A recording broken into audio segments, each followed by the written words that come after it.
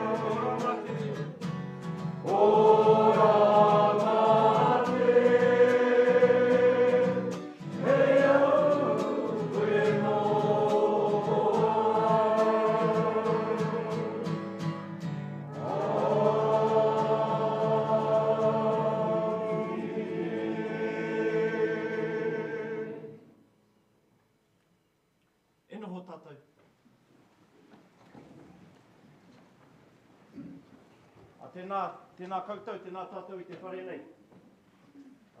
Nau mai tēnei rā, ara mai tēnei rā mutunga o tēnei kaupapa hira I runga I tēnei mara o te tolomona o te aroa. Kia koutou ngā wai tapu, nau mai, whakatau mai runga I tēnei mara o te tolomona o te aroa, hara mai. Kia koutou e te rōpū, ka mana te tiriti a Waitangi, nei rā te mihi atu, kia koutou anō, koutou rā. Ngā rangatira. Me ngā kai hakautu, ngā roia, tātou mā I roto I tēnei whare, te nākata. Tētahi kōrero, nei rā tētahi rope, me te tuanui, te mai tēnā, te jackstay, te hūnuku a ngā mea, mai tēnei kai puke I tēnā kai puke. Reira, nei rā te rope nui, kei runga, te jackstay tēnā. Tēnā koutou, katoa.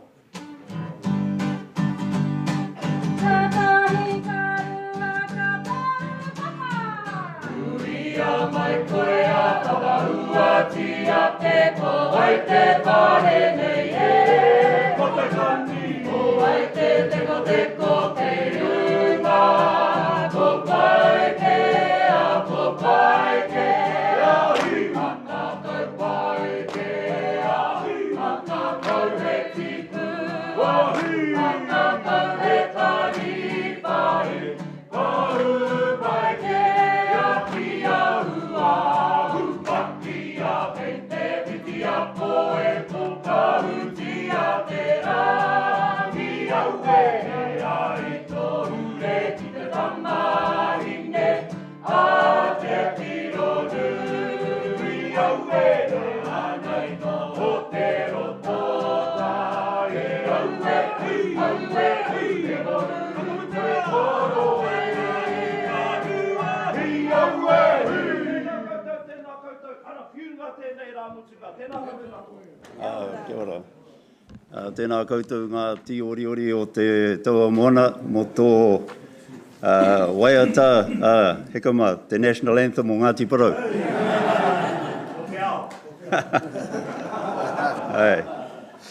Nō reira, e te minita, tēnā koe mo tō karakia I te rā whakamutunga o te wiki nei. Kia koutou katoa ko taimai, tēnei te miha tu kia koutou.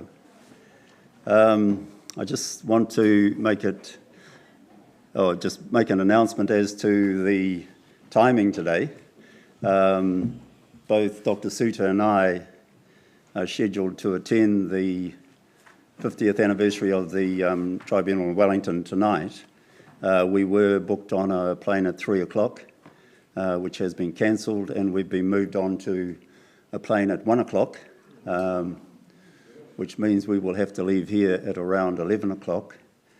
So I'm hoping that we can conclude the questioning by approximately 10:45, which will allow us time to wrap things up, and Dr. Suter and I will make our exits at that time, and Te Rōpū Whakamana will be well represented at the Hākari by Tāpau and Dr. O'Regan, who's a dab hand on the raku.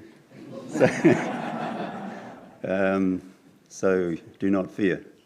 So just with those few words, I'd like to hand it back to Mr. Lambert to continue with your questioning. Thank you. Tēnā koe, Your Honour. I did look over my questions last night and I have truncated them. Also, just to let you know, I received word from Mr. Rongo that she's withdrawing her 5 minutes. Ka pai. Tēnā koe e pā, atamari e ki a koe, koe nei ngā pātai ki a koe. I've managed to truncate my questions down to only around 4 to 5 questions for you. So hopefully we can get through them rather quickly. Through reading your evidence, and I appreciate that it's you trying to condense into that brief of evidence a very long career. Yes. And I think this is why I want to talk to you about this particular theme, because of your extensive experience through the Navy. And this also stems from reading the other evidence, not just from this week, but from the week in Waiuru. Right. Would you agree that a lot of the Māori kaupapa in the Defence Force that began to stem up and be created was due to Māori, Hiramana Māori or Māori soldiers initiating it?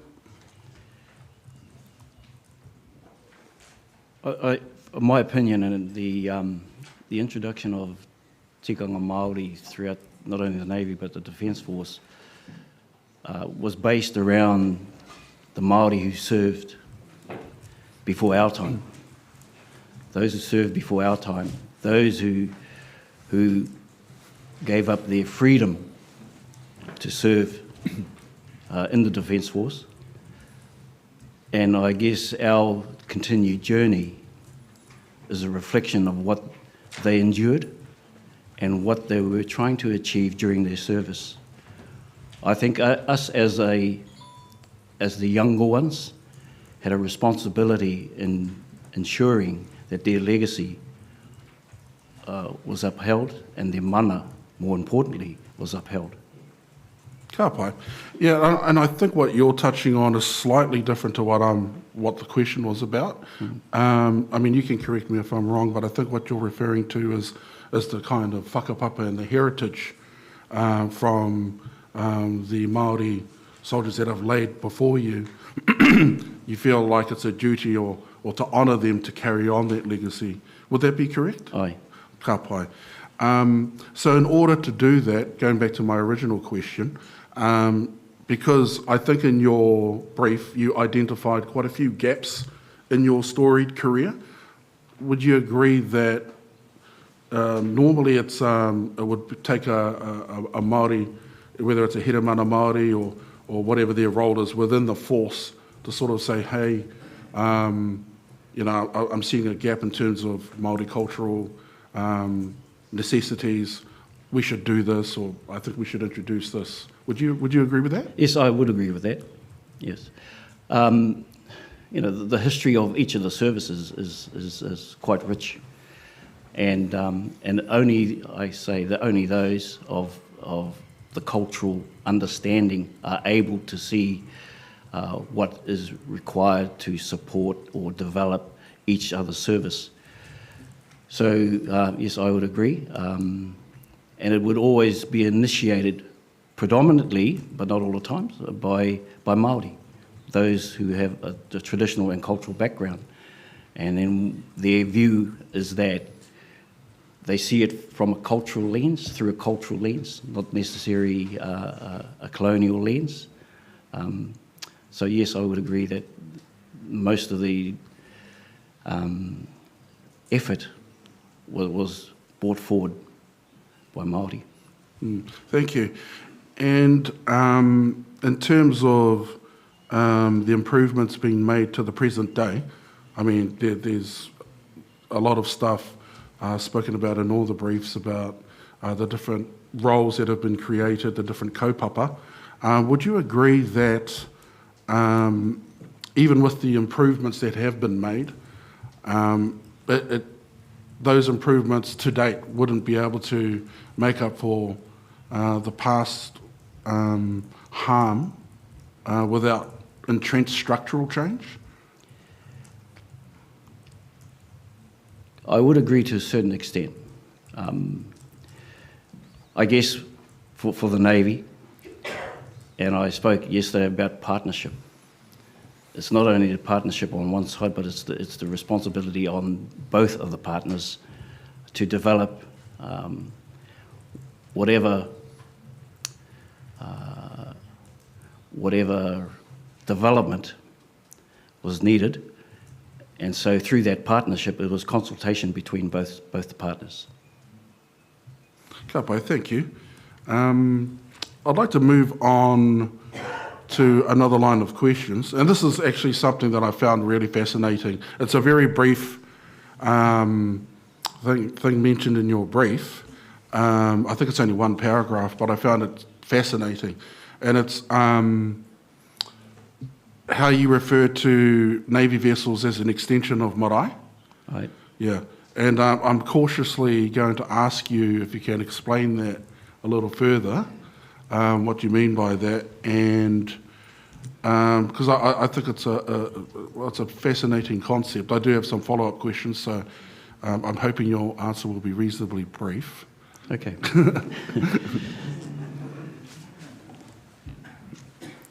So the reference to the ships and what they offer in terms of our sailors. So first and foremost, I look at our sailors. I look at our sailors and where they go to, and for want of a better term, they use the ships as the vessel to circumnavigate the world, circumnavigate the globe. So to ensure that they have a link back to here, to Te Moana Marae, that ship is seen as an extension of Te Taua Moana. In that way, we ensure that they sail with the support of all of us, and that's why we recognise those vessels as carrying the tikanga of Te Taua Moana. Therefore, by that inference, there are an attachment to us. I guess you can look at in some instances where you get iwi, then iwi are broken up into hapu. If you take that analogy, that is similar in terms of our ship. Kapai, so if I can summarise your answer, would it be correct in saying that it creates a connection back home? Aye. Kapai. I'm just wondering, and this is the last question, I was just wondering if in your considerations around marae being vessels being an extension of marae, whether you thought about the fact that it's a crown-created ship that is intended for war operational duties, whether that factored into your thinking around it being a marae?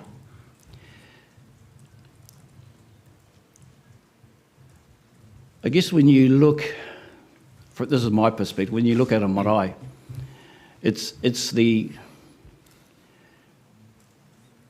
place where Māori congregate. It's where we demonstrate as a hapu, as a iwi, who we are. And you will defend that. You will defend that. So noting that a worship is a worship, but it is also your marae, and you will defend that. So irrespective of whether it's a worship or any other ship, it is yours. And you will do your utmost to defend that. It's your home. For us, it's our home. Not only our home as sailors, but it's our home because we are away from our families. Not only our families in the Navy, but also our families back at home throughout Aotearoa. So we have a responsibility in ourselves to ensure that our home is well protected and well secured.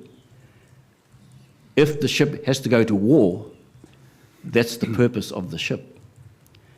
And that's the reason why we serve, is to prevent that wars do not occur. We are a deterrent.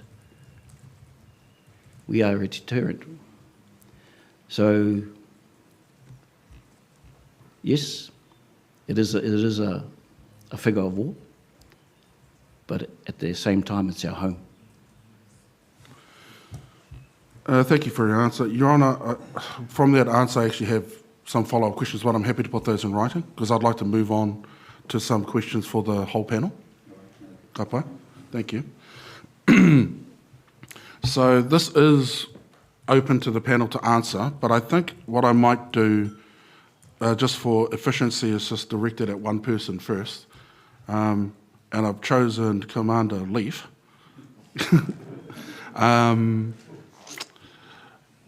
So, Commander Leaf, would you agree that tikanga helps to create more effective here mana Māori?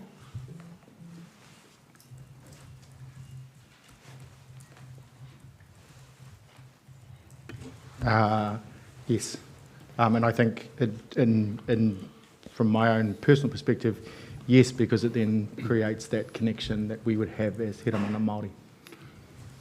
Thank you, Commander. I might actually put this open to one other person on the panel as well. You've just given an example, and I was just wondering if anyone else has an example to be able to give where tikanga has helped make an more efficient here mana Māori.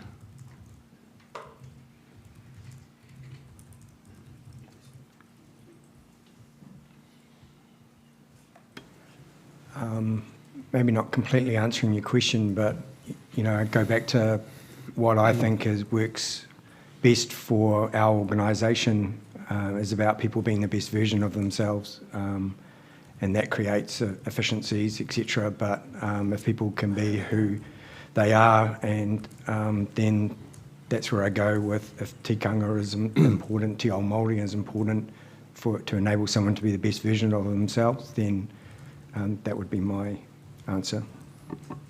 Thank you, sir. Commander Leaf, so just a follow-up question from that. Given the Navy first culture, does tikanga have to align with Navy priorities first? I think yesterday I said sailor first, Māori always. I guess this is that piece from my perspective around balance and the fact that we are within an organisation, and so there are, I guess, limitations on what we can and can't do. And so in the context of our tikanga, and I think it was explained yesterday, our tikanga suits us. It suits the fact that we are from iwi, from all over Aotearoa. It suits the fact that we are within a military, we wear uniforms and all of those things. And so that balance is, our tikanga suits us as an organisation that is about going away on ships at times, and as Mark has talked about, we have that ability to maintain connections while we're away for long periods of time. So the point for me is it's about balance, and it's about being able to have both of those work effectively and efficiently within an organisation, but in its best way, meeting all of the needs of Māori within the Navy. Thank you. I have a follow-up question to that, and it's about whether, so if tikanga conflicts with, say, operational goals or outcomes of the Navy, then the Navy operational goals will take precedence or be prioritised? I'm trying to think of a situation where we may have that conflict. I can't think of one off the top of my head. I might defer to others on the panel, but I guess this is that balance piece. We have a reason for being in the Navy. We have, our desire to be of service. The organisation's commitment to looking after its people, and obviously tikanga is a huge part of that for Māori within Navy. But then there's the operational piece, which is our purpose, to be a deterrent, to be present in places in order for conflict to either not happen or for us to be able to deal with it. And I think, I can't think of an occasion where the two come into conflict. Our goal is to always find the balance between the two. And if we have conflict, then we work through it, we talk through it, we find a way forward. Okay. Yes? I have an example of that, and that is with the incident with Manua Nui when she sunk, where there were operational requirements that the crew needed to be in a separate place for, and it didn't really meet with our tikanga because we needed it done before dark time. This is just one instance of how the tikanga and operational requirements clashed. There was a proposed time that the crew would come back in the dark and back to the marae, and for us, there is no karanga at night. Although there may be allowances to allow them to come on without that, but with the amount of people that were involved in that kaupapa, we couldn't do that, because it was just too many people, and a lot of work needed to be put in the background. So what we did together with our command was, on both sides, we had a discussion to try and work a way forward that would work for the operational side as well as the cultural side. So what was decided in the end, that met, there was an agreement that we would do that during the day, and later in the afternoon, post the morning or in the night, so that the operational side for the crew that needed to be done would be wrapped up, and then they'd be released from needing to do anything else, so they were able to come back with all that work done straight into the arms of their whānau here. So that's just one. Thank you, Officer Jones. I was actually going to defer to you after Commander Leaf's answer, because I was thinking about that as well, so thank you. Madam Registrar, I was wondering if we could turn to the brief of evidence of Kingi Taurua. It's document A105. So Mr. Taurua, he was a soldier in the 161 Battery and served in Vietnam. He's from Ngāti Rahiri, Ngāti Rehia, Ngāti Kawa, from up north, and he passed away some time ago, but he filed a claim and a brief of evidence, and I'm asking the Madam Registrar to pull it up now. Madam Registrar, could we move to paragraph 122, please?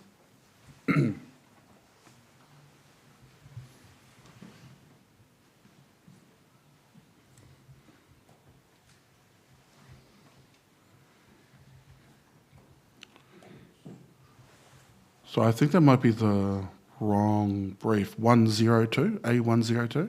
Yeah, ka pai.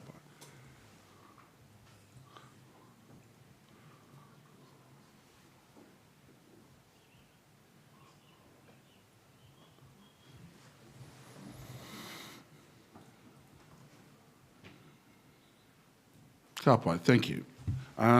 Just to give you some context, Papakingi was very steeped in his tikanga and was considered a high ranking rangatira from where he was from.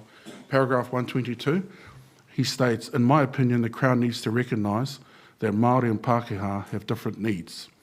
We are not an amorphous group with the same beliefs that you can just lump together and expect us all to follow or believe in the same things. Sorry, could we move to paragraph 121, please?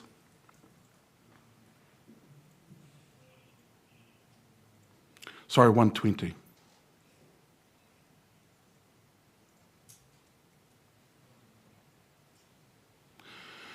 Yeah, this is a big part of our tikanga and what makes us Māori.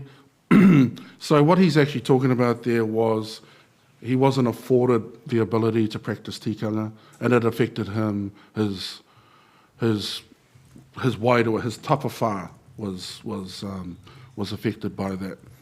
So I want to put a proposition to you, to you all on the panel, and the proposition is that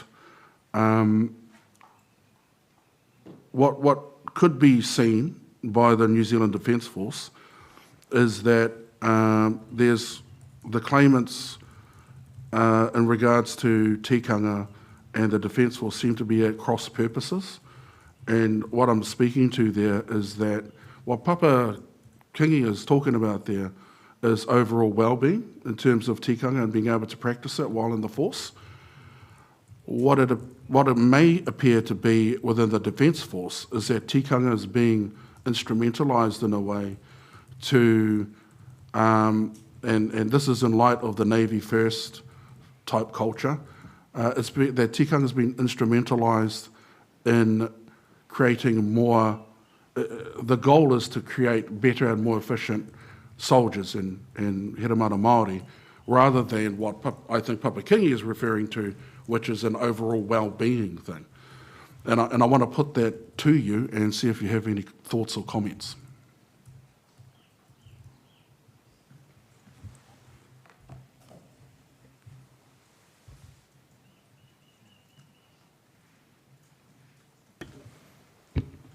I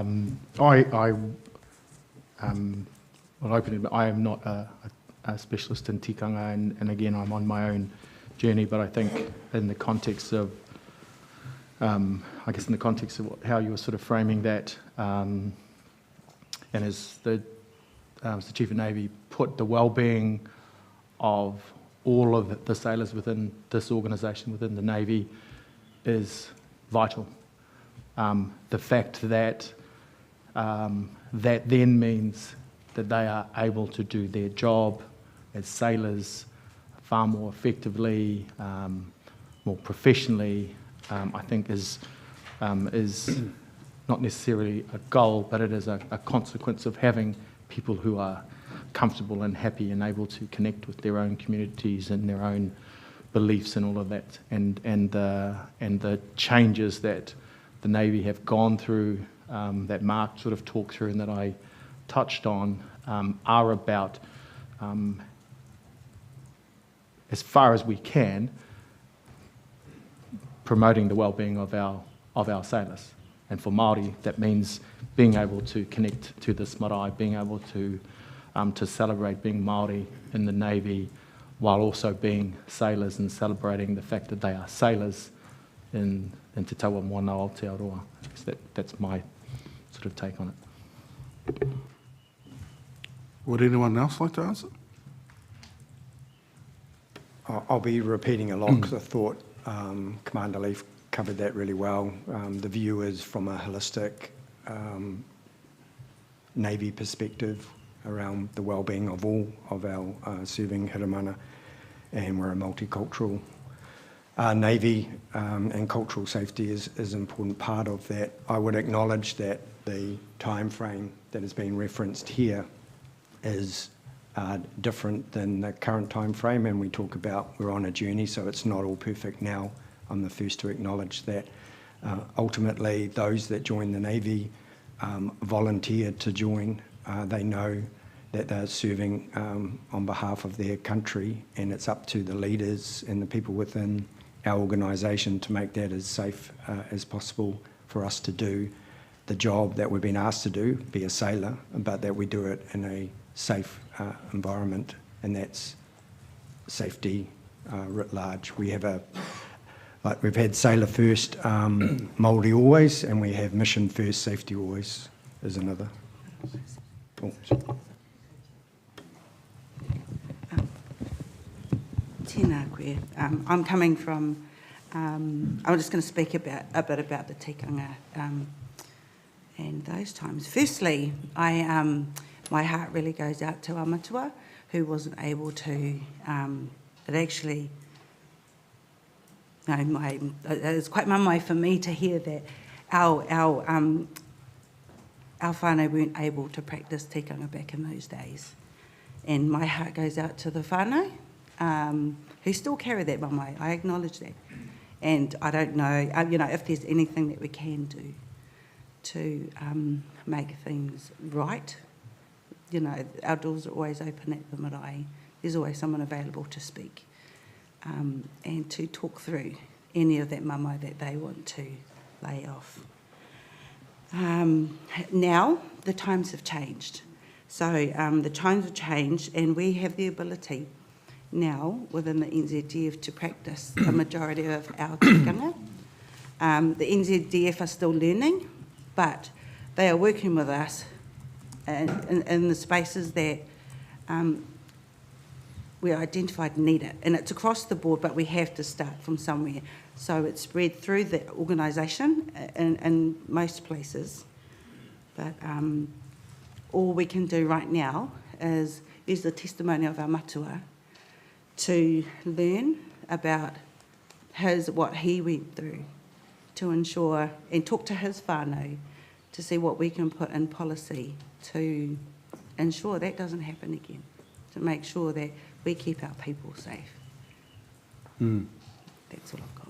But yeah, my heart goes out to all those that have been affected, and the reason we're sitting right here, well, I'm sitting here today at this table. Kia ora. Kia ora. Papa?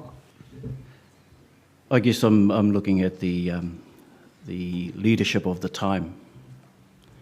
Whether the leadership of the time within the Defence Force, or within the Army in this case, and also the influences within the Army at the time in terms of Māori to influence the change that is required, where our matua here never saw that he was supported.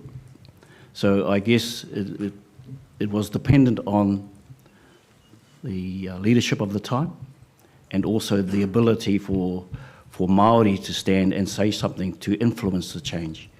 And I think that's where we've come a long way, is that our leadership across all services are listening, and we also have personnel within the services to try and influence change.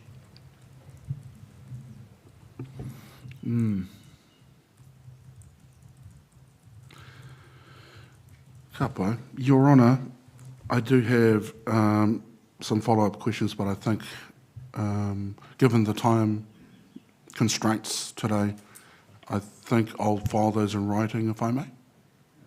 That'll be fine, thank you. Thank you, Your Honour. Nō reira, tēnei te mihi kia koutou katoa. I really appreciate your answers today and appreciate your service once again. I have huge admiration for you. Nō reira, ngā mihi. Kia ora. Kia ora, thank you. Hey, Mr. Pōtaka. Tēnā nō tātou i te whare.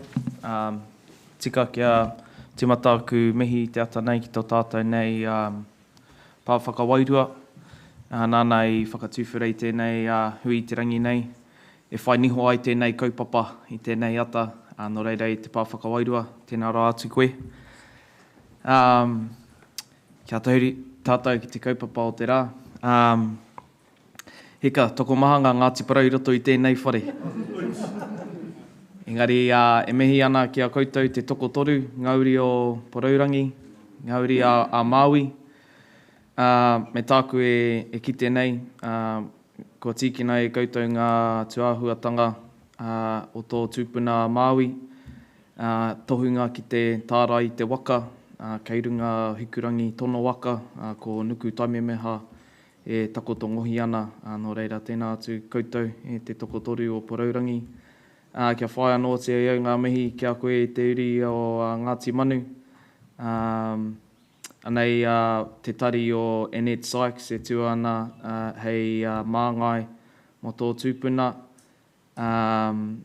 He kaikireme i roto i a tātou o te traipinara mo tēnei kaupapa nui whakaharahara. Tai atu rā koe ki te mokopuna o te awa o Waikato, tainui waka, rire hau, pai mārire. Tai atu kia koe te apiha ariki o tēnei, o te taua moana o Aotearoa.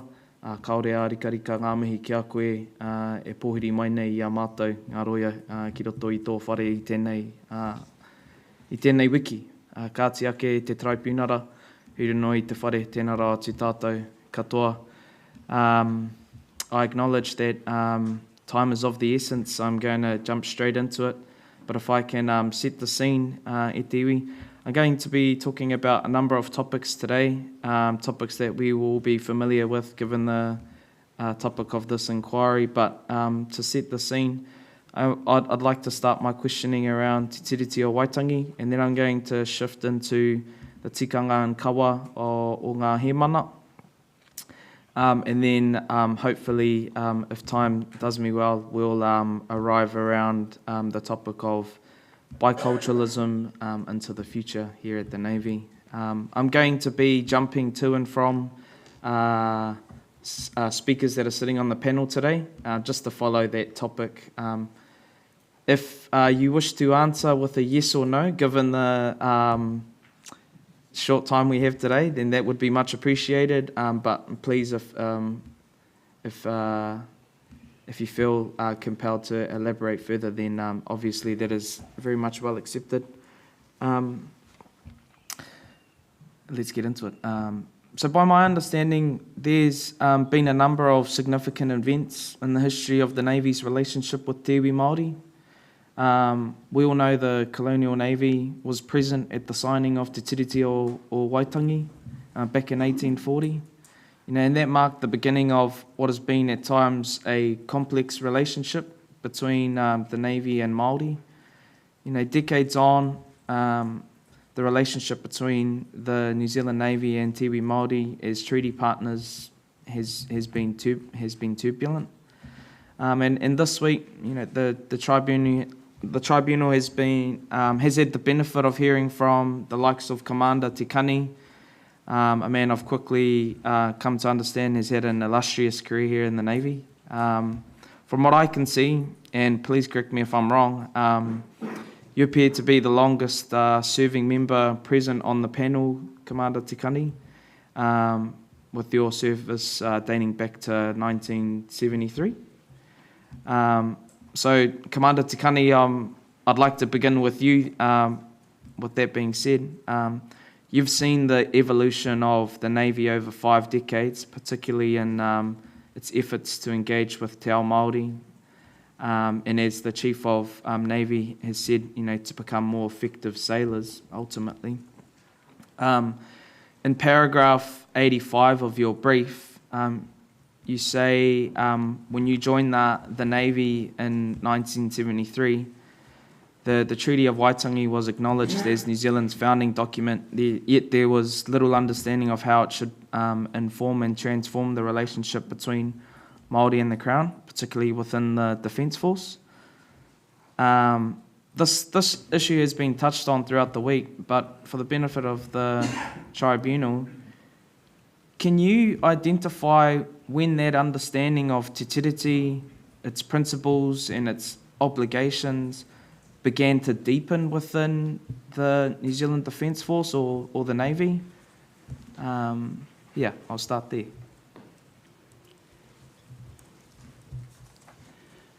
So I guess that my comment during my brief around that particular subject and that trying to identify the relationship and I guess the responsibility from a Defence Force point of view and having obligations to the Treaty of Waitangi were not clear during an initial period.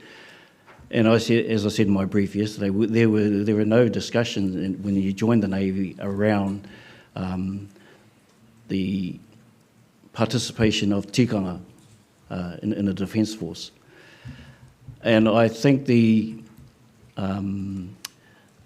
treaty became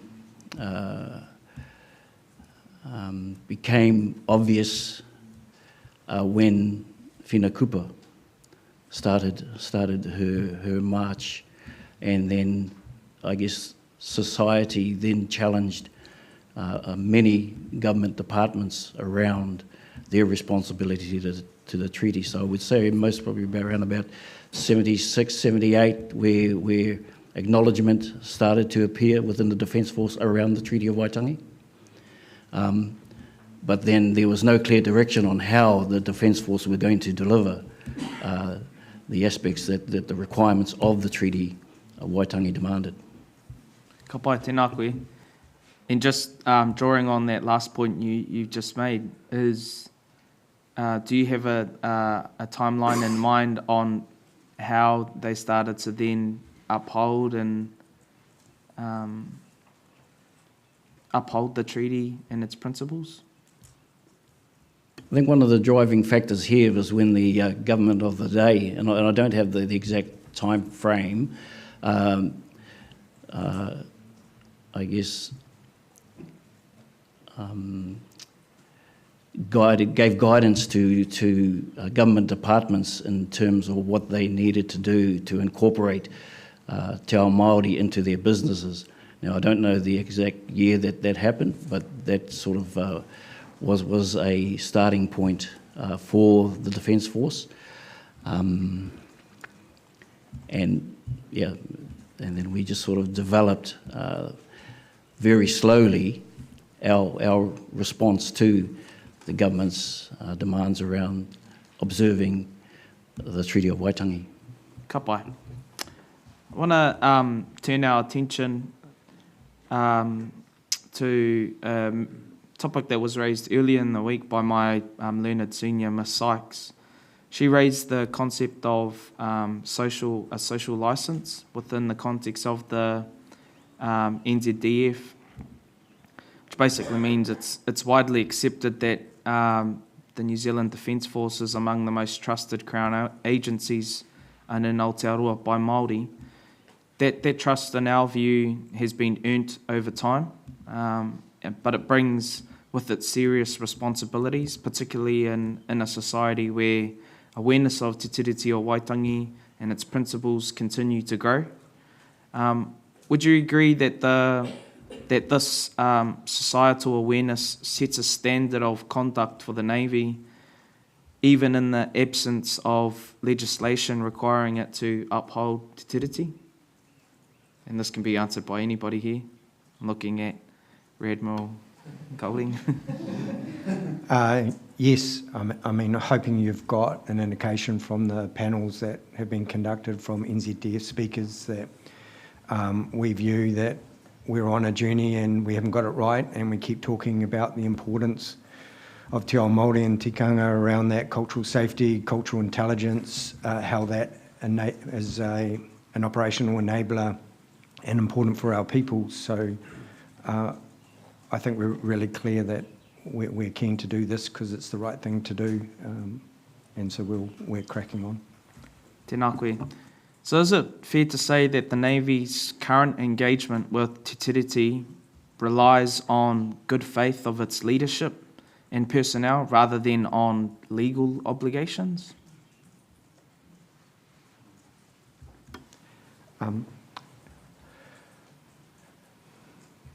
leadership plays in a really important part. So I think you would have heard the evidence of Commander Tikani talking about different leadership has helped at different stages, and it's not lost on the NZDF leadership, the important part that we play, lead through action. But at the same time, you know, Kia Eke is trying to formalise our obligations, and we're trying to put policy in place so that it has that framework and clear direction to anchor off. And I'm not saying, and you know, that's been debated throughout panel one, in particular, week one, with Lieutenant Colonel retired Glenn King, and there is some improvements that can be made in there. But from the intent is, I believe it does rely on leadership, but we are trying to formalise it to help those leaders of the future go forward. Ka pai tēnā koe. I'll leave that line of questioning there for now. I may return to it later if I have time. But I'd like to turn to ngā tikanga me ngā kawa o ngā hēmana. Commander Tikani, as well as Commander Leaf, yesterday both of you in your introductions, you acknowledged the landmarks and waterways that define the wider identity of Te Taua Moana o Aotearoa. And for the tribunal's benefit, we may turn to page 2 of Commander Tikani's brief, where he sets out the pepeha of ngā hēmana. Commander Tikani or Commander Leaf, either of you may want to answer this. Were tangata whenua consulted when you were framing this unique pepeha?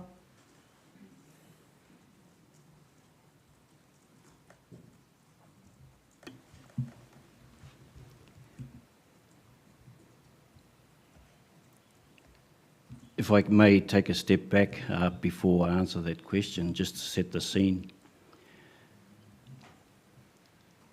When we were looking at establishing this marae, we had hui with, as I iterated in my brief yesterday, with the iwi who lay claim to this particular area, and expressed to them that we were seeking their support in developing our marae, of which they gave freely their consent.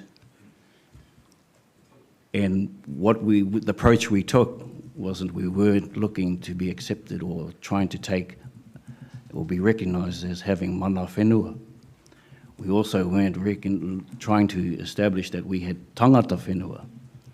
One of the things we were looking at is that because we occupied this land, was tangata o te whenua. And with the approval to go ahead and build this marae, I believe that gave us the opportunity as tangata o te whenua to recognise the landmarks that we occupy.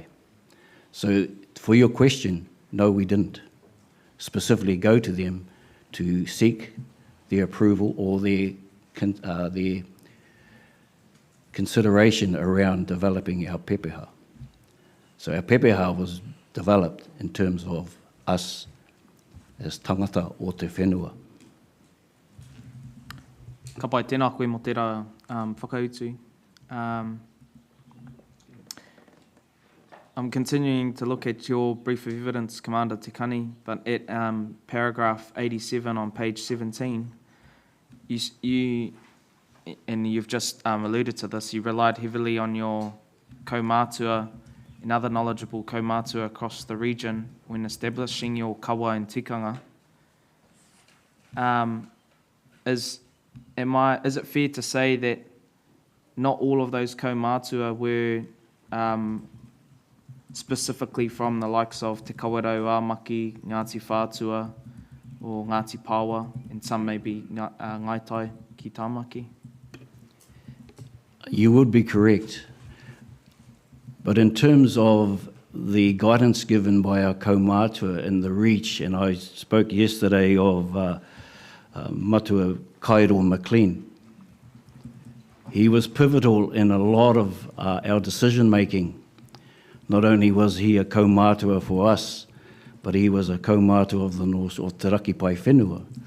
And in that, was sitting on boards and touched the church, touched hauora, touched kura te kohanga reo. So he had a vast network throughout Te Raki Pai Whenua that he used to support us and also carry out conversations around what we were doing. So he was pivotal in terms of our engagement and also giving us guidance around how we should progress the development of our marae and also our tikanga and our kawa. Tēnā koe. In your paragraph 157, you note that your father and Hiwi Tauroa, the only honorary kaumātua of the Navy, and Petty Officer Jones, in her evidence yesterday, mentioned that some appointed kaumātua may not have served, but have whakapapa connections to the Navy. Why? My question and this is more so widely to the panel, why does the Navy not engage more external kaumātua who haven't served with the Navy or mātanga as advisors on specialist matters like Te Tiriti o Waitangi and tikanga Māori? Strategically, wouldn't it be more effective to engage qualified treaty experts or tohunga and mātanga tikanga Māori to advise across both high-level strategy and daily operations? He tika tō kōrero. You are absolutely right. But I can only speak for when our time in terms of during the 70s and 80s. Our conversations were around establishing ourselves in the first and foremost. And now the years have gone on and that there are wide-ranging subjects around that we need to engage the wider community. And I know for a fact that many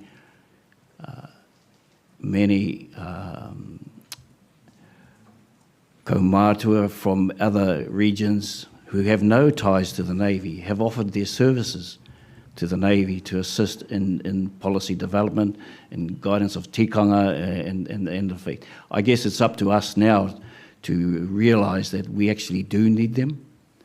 We do need them now. And then it's up to us now to look at how do we go about doing that. I know in Te Whanganui a Tara, we lean heavily on the iwi down there, and we have called some of their kaumātua to assist in some of the delivery of tikanga from them, and they have given freely of their time. But it is an avenue that we will explore and develop more. Tēnā koe. Oh, he mihi. Kia ora. So just speaking of our kaumātua have been hugely important during the inception. When I first joined the Navy, all our kaumātua were certainly kaumātua that we looked up, our tuakana, I roto I te taua moana. But we certainly reach out to all kaumātua at this time now, seeking advice and guidance, right up through to the NZDF level where there are kaumātua there who sit on the pai and are able to offer their input and are always there whenever we need guidance on any kaupapa, whether it be te tiriti or any other subject. So we do have a wide range of kaumātua, and as Kamana Tekani said, could be better, but again, we're doing a lot of work in that space to ensure that we get full coverage for the whole, not just the Navy, but for the NZDF as well, New Zealand Defence Force. Ka pai, and just so I'm clear, are you saying then that it's not actually a prerequisite that a kaumātua or a mātanga has to have service or has done service or have a connection to the Navy? You are open to engaging with experts in these fields in order to enhance the Navy overall? Can I just say, during the 70s and 80s, it was important for us that in terms of developing our own understanding, our own tikanga and kawa, the kaumātua, I guess from our perspective, had to have an understanding of what a sailor's life is about. And it's to give, I guess, understanding to that, and then provide the guidance to us in terms of being a sailor. Yeah. And now I think we've moved on from there in terms of what you've just commented on, what Ngahiwi has commented on too. So we've come a long way since then. Tēnā koe, and I can accept that. We notice there's a clear commitment within the Navy for tikanga and kawa to be distinctively those of ngā he mana, a unique set of tikanga reflecting the merging of the Navy culture with te ao Māori. And yesterday, Rear Admiral Golding emphasised the Navy is not an iwi, and he looked directly at me when he said that, perhaps expecting me to challenge the Navy as I did in Waiuru at the Waiuru hearing. Fortunately for you, Rear Admiral Golding, I won't pursue that now. But I found it notable when Commander Tikani described Te Tauamona as tangata o te whenua, asserting a form of occupation or belonging to the land. Yet this marae where we sit in today, it's not a tribal marae, it's an organisational marae, as Sir Golding stated yesterday. So here's my constitutional question. Do you all acknowledge that the Navy is a kāwanatanga entity? That can be a yes or no answer. The Navy is a kāwanatanga entity by virtue of the fact that you are a Crown agent, a Crown agency? Yes. Yes, kapai, thank you. So if so, do you accept that as a kāwana entity, the Navy must promote the principles of te tiriti o Waitangi, for instance, active protection, partnership and equity, in all its endeavours? Yes. Kia ora. This week we've heard extensively about protection and partnership. That's something that's rung throughout the entire week. But equity has received much less attention, and I'll return to that point shortly. But as a kāwanatanga entity, the Navy has a responsibility to allow rangatiratanga to be practiced. And one example is the powers given to te runanga, te Tauamona, the Navy's cultural decision-making body, if that's a good way to describe it. Would it be possible within the Navy's framework to grant te runanga more decision-making powers equal to those of, and this is being, this might be a far reach here, but say equal to those of yourself, Rear Admiral, as the Chief of Navy in cultural matters?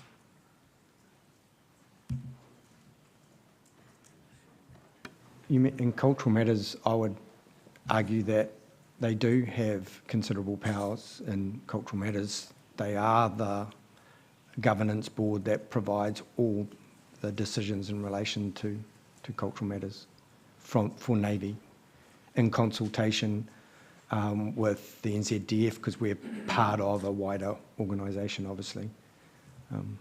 I guess where we're trying to extend it is that the Naval Leadership Board, which is I chair, I've put a proposal forward for the co-chair of the Runanga to sit on the Naval Leadership Board as a member, as the kind of next extension of what we're doing.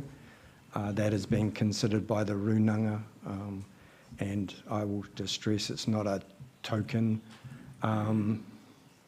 proposal. It will come with the full membership requirement. So.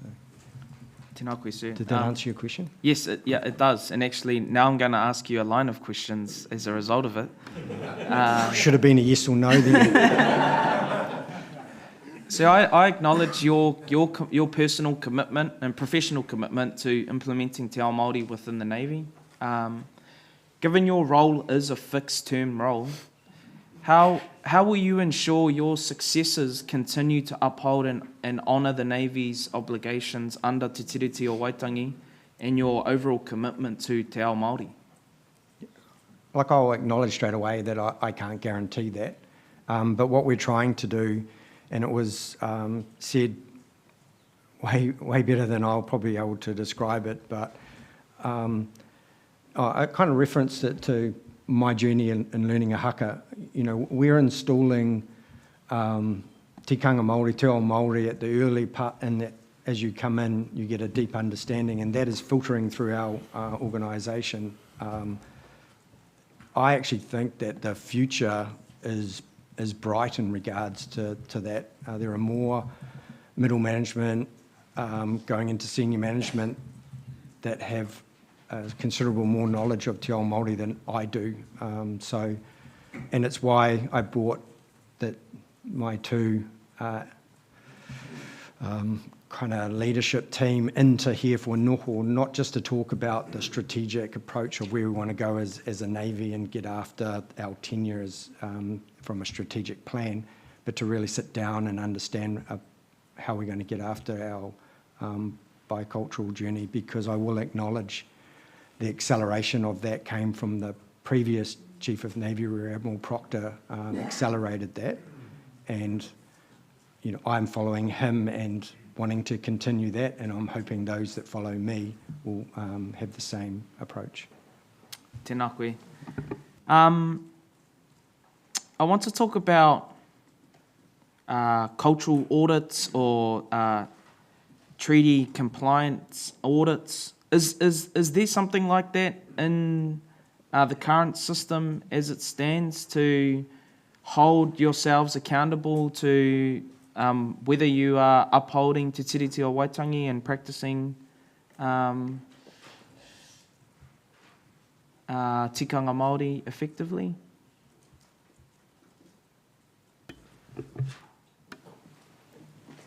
I'd probably start with a no from a formal perspective, and I think what Kia Iki's trying to do is to put some formal things to make assessments against, because within Kia Iki around people, relationships and information, there's some outcomes that we're trying to achieve that align to Te Tiriti, and in order to do an audit you kind of need something to baseline against what we're trying to achieve and how we're going against it. So at my level, at the Navy level, we're putting a policy together how we're implementing that. I think in all reality, what would be the best to get a deep understanding is actually to have a framework so that you can assess against of how good we're doing. So again, I should have just said no, probably, but that's my perspective. And if I could just add, I think the other part of it is organisationally and structurally we've had to evolve. And so I talked about the directorate, the recent establishment of a directorate. So that is another part of that evolution, which then supports the development from a policy around putting in dedicated staff whose responsibility would be to lead those changes or to implement what changes come through from that strategic level. Tēnā tātou, I'm looking at the clock ticking away and I know I've got 40 seconds left, T minus. I'm going to ask a really big question that will only allow a yes or no answer. But it's fair to say that all week we've heard that the NZTF is on a journey and the Navy is no different. My only concern is how long will the Navy rely on that terminology, on that way of framing this journey, as a way to say that you've not reached a destination where we can all be confident and proud of? It's not even a yes or no question. It's a statement. If I may, I guess when you talk about a journey, you can talk about yourself and your journey. Your journey doesn't have a time frame. Your journey is enduring. So when we talk about Navy on a journey, there is no time frame,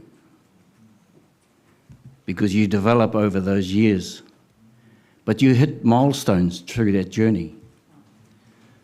So I would keep saying it's a journey, but then you set milestones to achieve during your journey. Kia ora. We're an organisation that is after continual improvement, so we will always try and improve from where we're at. But you kind of stated that would be a destination that we'd be proud of. I think Mr. Suta asked me, or said on day 2, whether I'm proud or I should be proud, and I'm very proud of where we're at. But we've got a long way to go, and the destination will always be extended because we can always do better. Kia ora. Tēnā tātou. I will leave my questions there. Engari, kei aku rangatira, ngā apiha rangatira, o tēnei taua, o tira i te apiha ariki, o tēnei taua moana, kaore ārikarika ngā mihi ki a koutou katoa. Whirino i te whare, tēnā rā atu tātou. Kia ora, tēnā koe, Mr. Pōtaka. Mr. Gaifer.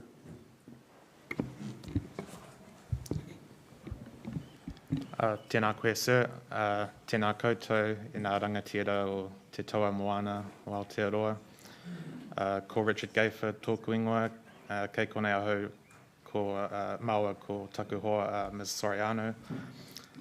We are here for a number of claims in this inquiry, and the Navy kaupapa is important to all of them. I have questions for all 4 of you who provided briefs, and I'll kind of go through you one by one, but if someone else has something relevant to add, then I'm happy for you to jump in. But I'd like to start with you, Petty Officer Jones, if I can. At paragraph 28 of your brief, you talk about the underlying principles, tikanga Māori, cultural safety, and holistic well-being being transferable, and the Navy is exploring how those principles could inform future reintegration efforts. I'm curious, how would you say they should inform future reintegration efforts? Those principles, it should inform them about how we do things, how we look after people. The product is... Sorry, can you rephrase that? So you're saying in your brief that the Navy is considering how those principles should inform what you do in the future. Do you have particular personal views on that? Yes. Personally for myself, what I think they should do is they should be open to the learner. We should be able to provide we provide them with the knowledge that's missing to enable to have these principles incorporated into policies, but we also require these policies or these tikanga practices to be Māori-led by a person that has the knowledge and the mātauranga, and to be able to stand next to them to inform them of the things that they don't understand. Okay, kia ora.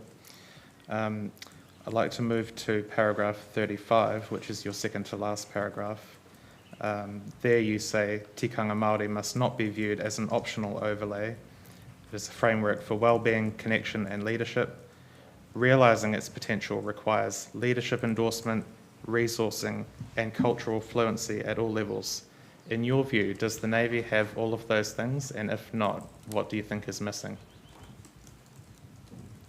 Sorry. Yeah, resourcing. Yep.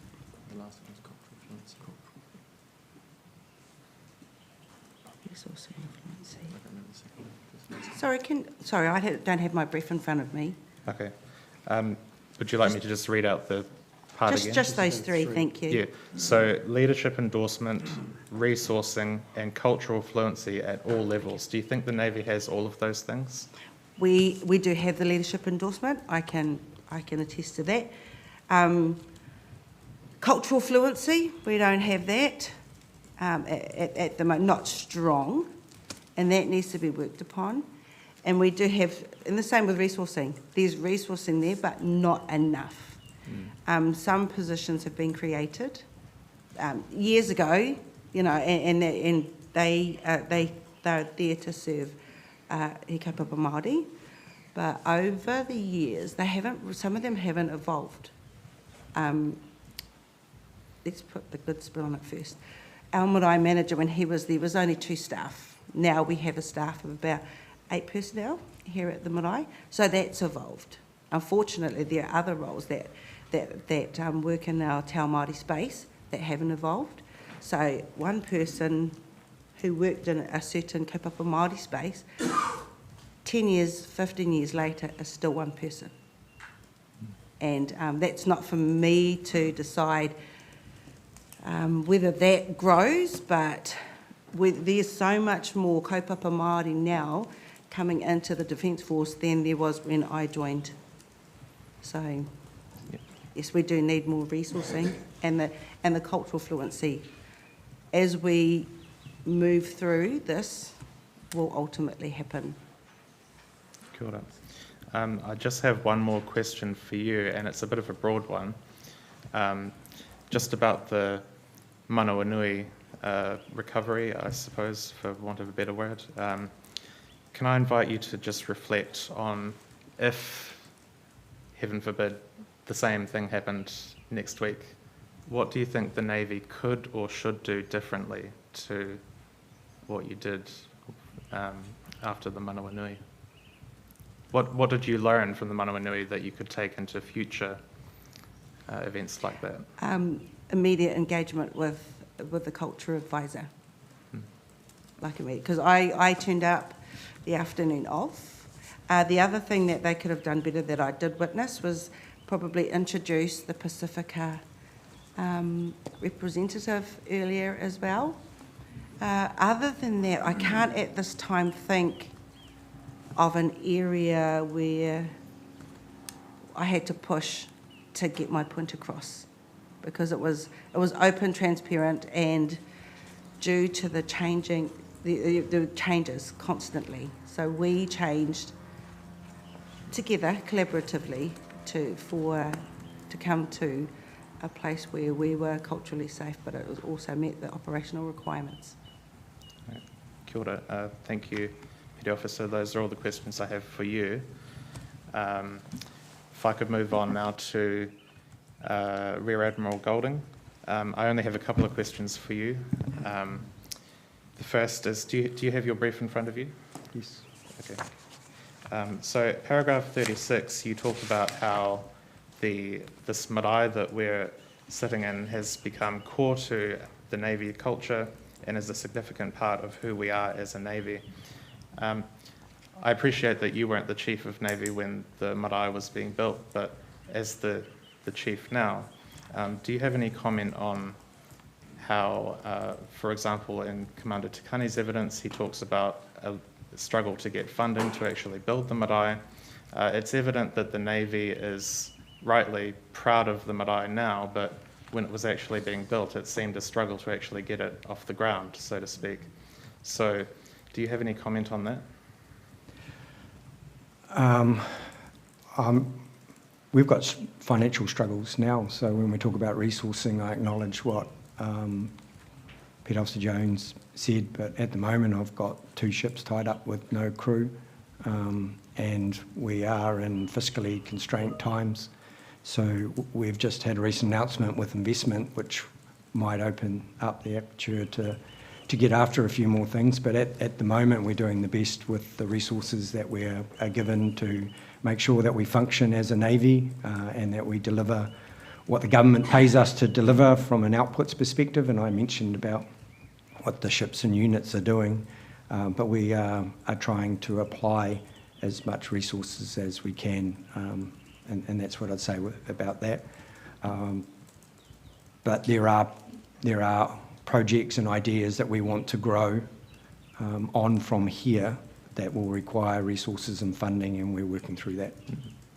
So it's pretty fair to say that you might have ambitions, but you're kind of at the mercy of whatever funding you happen to get from the government of the day? I've got ambitions, yeah, and about how to make our organisation better. They require resourcing and funding, but you know, there's always, you just try and be creative in how you go about it. Kia ora. If I could just move on to your paragraph 37, just over the page there. You talk about, and you've spoken about being at the beginning of your Te Ao Māori journey, but how you also strive to lead by example, which I think is admirable. But my question is, do you feel well equipped or confident to lead by example, given that you are you do describe yourself as being at the beginning of the journey? I guess it's important to understand is I'm Te Ao Pākehā, so I'm going to be authentic in what I do. I'm not going to try and pretend I'm going to be Te Ao Māori, you know, as a Māori, but I will learn and lead as best as I can around my obligations to tikanga Māori, and I am blessed to have marae and a cultural advisor that enables me and is patient with me to try and be on my journey. I'm someone who has taken a long time to be sort of proficient at English, so another language is quite challenged. So they're very patient. Kia ora. Kia kaha. Thank you, Admiral. Those are all my questions for you. I'll move on to Commander Leaf if I can. Like my friend Mr. Lambert, I'm saving the best till last, Commander Tikani.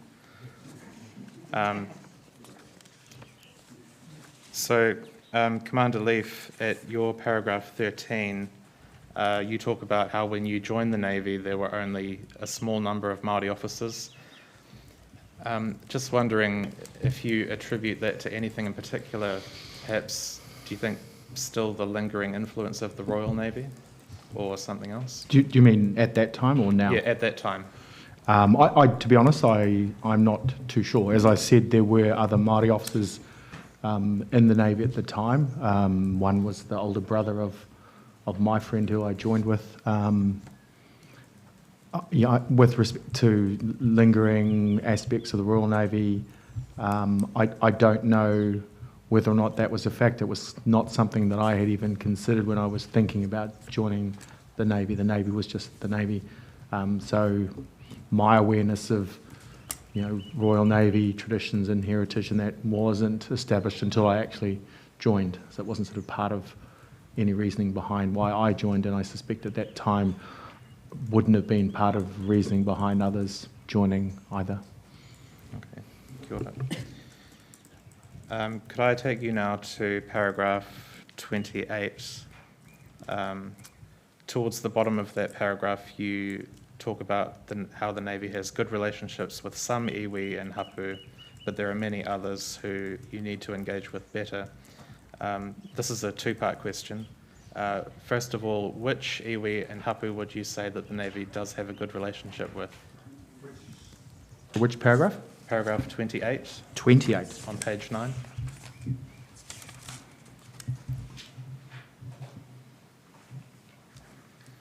Okay, yep. I might actually refer to paragraph 74, which is where I sort of talk more about the relationships between iwi and hapu. And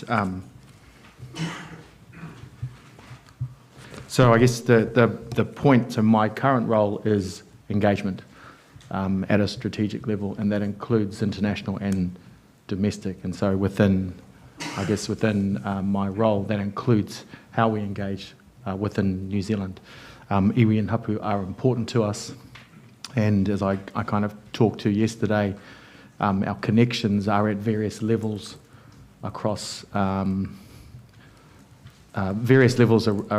Aotearoa, but various levels across our organisation. And with regards to more important, I think it's more about the levels of engagement are different. Chief of Navy talked yesterday about an example with the Waitangi National Trust. And so I was part of drafting a document which is with the National Trust now, where we were challenged by Pita Tipene Arahui to articulate the value of the relationship for Navy with Te Tai Tokero, and how could we build on that relationship, how could we add value. And so I guess part of that discussion was looking at the development of potentially formalising that relationship more in order to add value to Te Tai Tokero and to the Navy. Likewise, our engagement, as I talked through, is at different levels. Our ships are connected to different parts of Aotearoa. We refer to a ship having a home port. And an example, for my own example, as the former commanding officer of HMNZS Matatawa, is our home port is Whakatane. And so that engagement at my level was with veterans within that community, with the community through the Mayor's office, and with Ngāti Awa. And so an example of that relationship, when we had the change, when I handed command of that unit over to to a colleague, we had representatives from those three parts of Whakatane at that ceremony. And so at that level, that's where that relationship is. At that higher level, that's a relationship between the Navy and Te Tai Tokero. At a level, say, in between that, Kaitahu. So Navy has a relationship with Kaitahu because of our need to travel to the Southern Ocean and to those islands that are south of New Zealand, which is their whenua. And so we have a relationship at that level, which is about supporting the Department of Conservation and acknowledging the tangata whenua, mana whenua of that land. And so our relationships vary. I wouldn't say that it's about prioritising. It's about they are for different reasons, and therefore how we engage and interact has to be, based on that. Kia ora. I'm just conscious of my time, and I do want to get to Commander Tikani, so perhaps I'll come to you now, sir, and I may have some questions to put in writing afterwards. Kia ora, Commander. Do you have your brief in front of you? I don't need it. Okay. Ka pai. I just want to ask you, you say at paragraph 18 that, and you touched on it slightly with my friend Mr. Potaka, you say that when you joined the Navy, the Treaty of Waitangi was acknowledged as New Zealand's founding document. Mr. Potaka canvassed with you when that began to take shape after, but I'm interested in what it looked like before. When you say acknowledged, what did that mean in practice? What did that look like? So I guess when I say acknowledged, it was acknowledged throughout Aotearoa that the treaty was in fact our founding document. So that comment was around in terms of Aotearoa, and then I just drilled down into its place within the NZDF. Kia ora. And accepted throughout Aotearoa, in your view, did that have any practical applications, or was it just saying, oh yep, that's our founding document, and nothing actually coming out of that until later, until the mid-70s, as you said to Mr. Potaka? I agree with you. It didn't have a practical application at the time. From my experiences way back in the day there,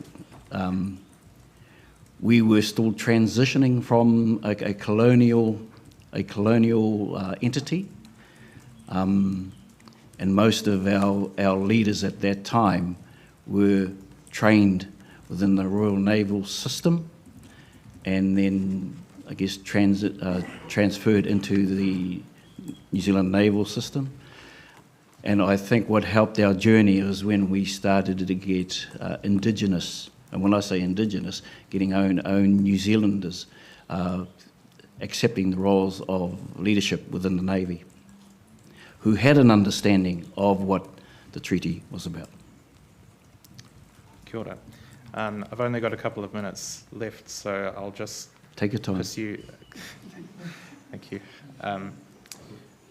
I'll just take you to paragraph 226 and following, where you talk about the cultural director role that ultimately wasn't established. Yes. You say that it wasn't established due to changing and competing priorities within the Navy. Do you know what those priorities were? Well, it was the recovery of COVID. As you know, and it's been well documented, that we lost a lot of people who decided to leave the Navy because of their involvement with COVID. So there was a pressing need to actually address that. And I could well understand that focus had shifted. We were not in a position where we had the luxury of pre-COVID, where we could concentrate on certain elements of the Defence Force. So COVID forced us to rethink and, I guess, take a serious assessment of where we were at the time. Kapai. I'll just put one last question to you. Oh, sorry. Yep. Just to provide context, we went from a force of 2,400 down to 2,100, so we lost a lot of our middle management, so we had to prioritise effort, and I referred to 2 ships tied up. It was a prioritisation, and as soon as we were able to recover, we've established it. So just from a context perspective, it was an extremely hard decision. Kia ora. I'll just put one last question. Commander Tikani, you, notwithstanding the importance of the COVID kaupapa, you still describe it as a huge lost opportunity, the loss of that cultural director role. I'm just interested in where you think the Navy's overall cultural capability sits now, given that that position wasn't established. Yes, I did raise the disappointment that I had in terms of that position not being established. But my colleague here, Commander Leaf, actually, through his brief, accounted for the introduction of the People and Culture Directorate, which actually serves the need of what I was talking about. Do you think that completely fills the gap? It's under development. It's once again, it's a journey, and it has touch points as the journey progresses. O kia ora. Ngā mihi kia koutou mō o kōrero. Those are all the questions I have time for, sir, but if I could have leave to put the remainder in writing. Yes, thank you. Thank you. Ms. Wano.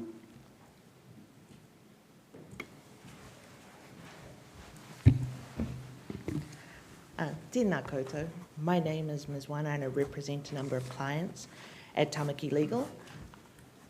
Ooh, I understand I had to stand up as the camera couldn't get me if I was sitting down. That's fine.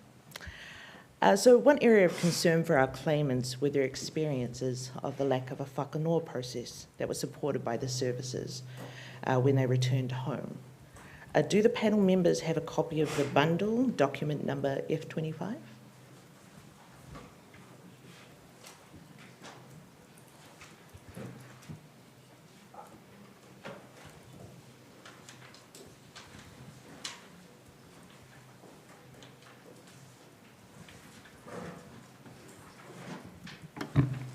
No, the bundle that we've got is B, C4, C4, no. Okay. Might the Crown be able to provide a copy? Or the registrar? Okay.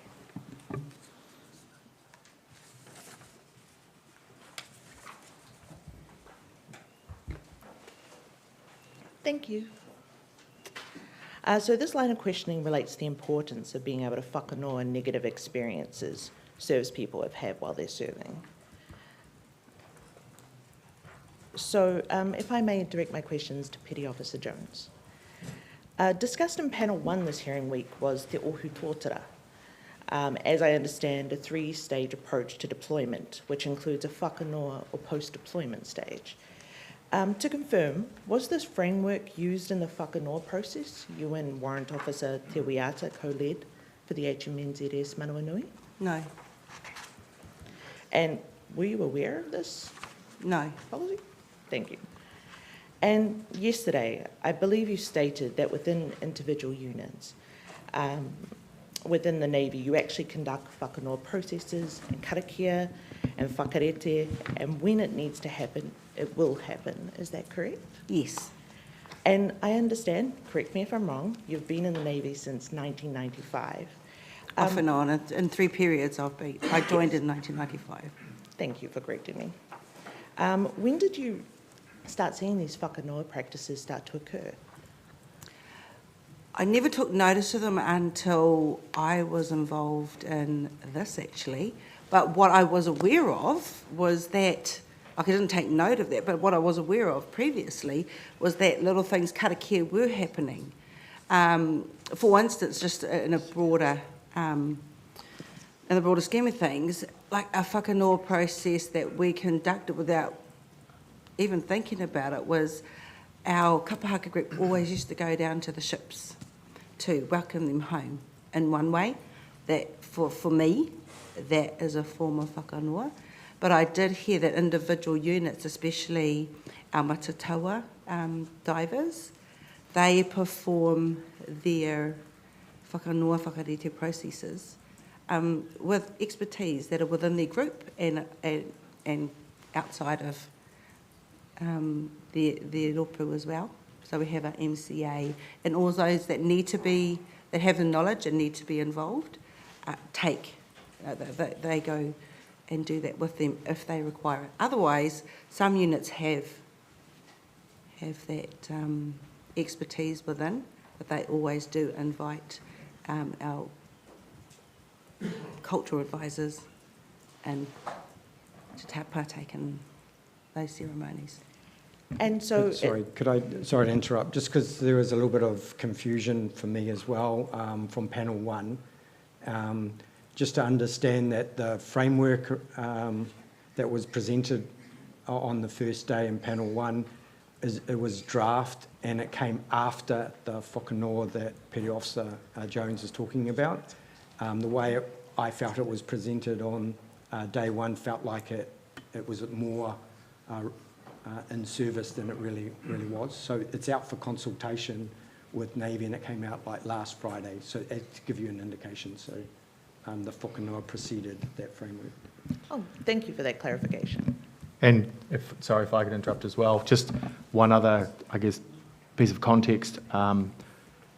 With respect to the well-being of our personnel coming home, so we have been implementing processes for decades about their welfare coming home, and in a psychological context, a religious context, and I guess the point now is the acknowledgement of a cultural element needing to be part of that. So we have always looked after or tried to look after our personnel when they come home, and now obviously the need is to do that in a cultural context where I guess specifically whakanoa is talking about.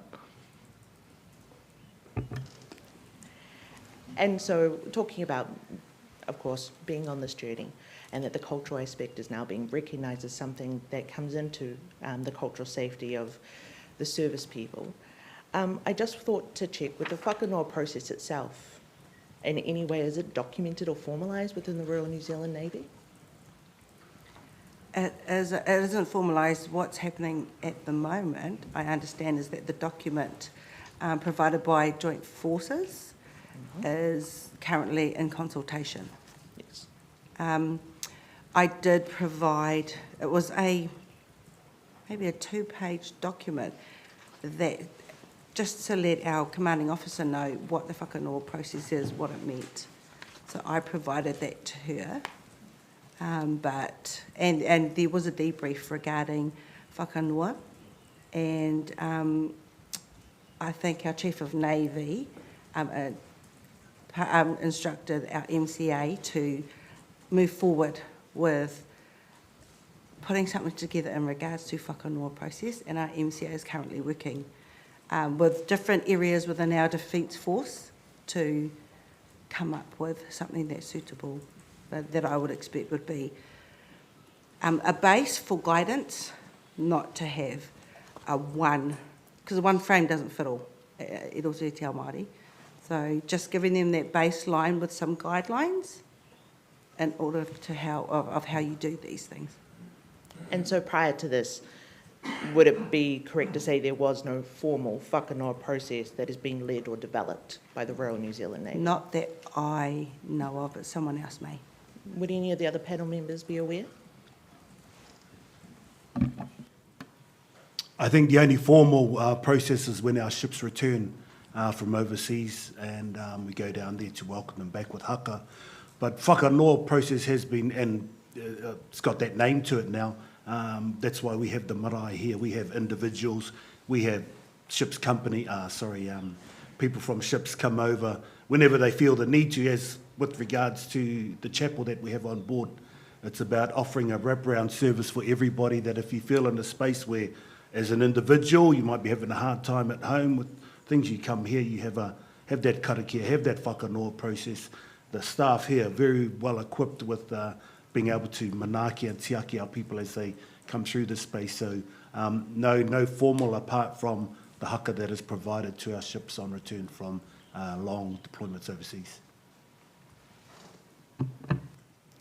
I've been hearing across all of your evidence the importance it is to ensure that your service people are culturally safe, that they are the heart of this organisation.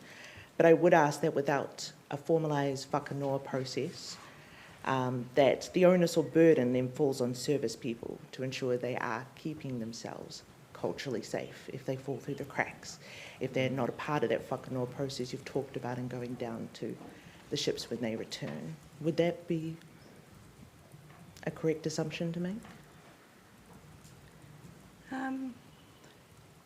It is.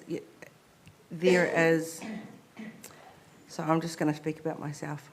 Being a wahine Māori, inside myself I know that I need certain things pre and post deployment, and for me, I don't know, maybe because I'm on the space, I know what's available to me now. And what I do try and do is relay that to any of my friends, other sailors within the Navy. I'm actually a anti-harassment advisor as well. So I have people coming to me, and when they come for certain, they may not come because of harassment, maybe like a cultural thing, but they don't know who to go to.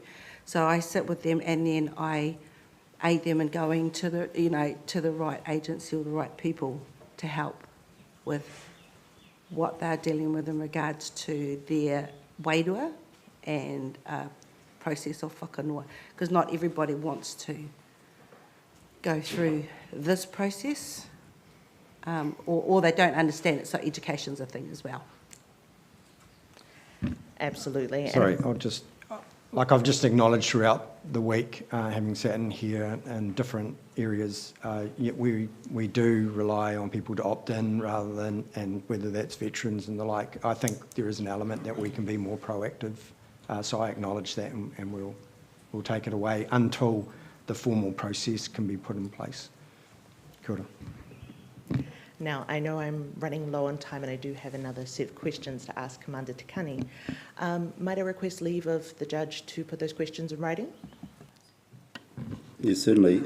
So on my clock, you've got another 7 minutes. Then I'll ask them now. Thank you so much. You. So, Commander Tikani, in your brief of evidence, at page 36 to 37, at paragraph 207, you spoke of the personal toll being a whānau liaison officer had on you and the steps you took with your whanaunga who conducted a whakanoa via karakia tāwhito. Would you agree that this is an example where, due to your service, you had to take steps to keep culturally safe without the assistance from the Royal New Zealand Navy? Yes, I did take steps to ensure my own well-being. the fact that I didn't inform the leadership or those around me was of my doing. There was no requirement for me to advise people on my general well-being and my health. It was my own decision. Being the liaison officer for those who had passed and for those families, and I think I said that you carry the weight of the maimai that the family carries or has, and what to do with it is my responsibility, no one else's. And then the opportunity came where I could speak to my whanaunga and do something about it. Yes, I could have engaged earlier, but at the end of the day it was my choice. And it wasn't a requirement of the Navy that I do that. I hope that answers your question. Thank you. Would you also agree, though, that you were fortunate enough to have whanaunga, connections, knowledge, people that you could turn to assist you with that, whereas other service people may not have that? Yes, I was fortunate enough to have someone that I knew to conduct that. But I did not expect, maybe I'm just old school, I don't expect the Navy to actually provide that for me. That was me. And I'm sure there are some sailors out there who feel the same, and they feel comfortable approaching their own to undertake that specific ceremony. So I didn't look to the Navy whether the Navy had the resources. It was my own personal choice. And do you think with the wider Māori service people within the Royal New Zealand Navy, having some sort of formalised whakanoa process in place before what is being now looked at by the NZDF would actually be of benefit to them? I actually can't speak for them because it's a personal choice. But what I can speak to is that if the Defence Force offers them that choice, then they can make the decision of the pathway they need to take for themselves.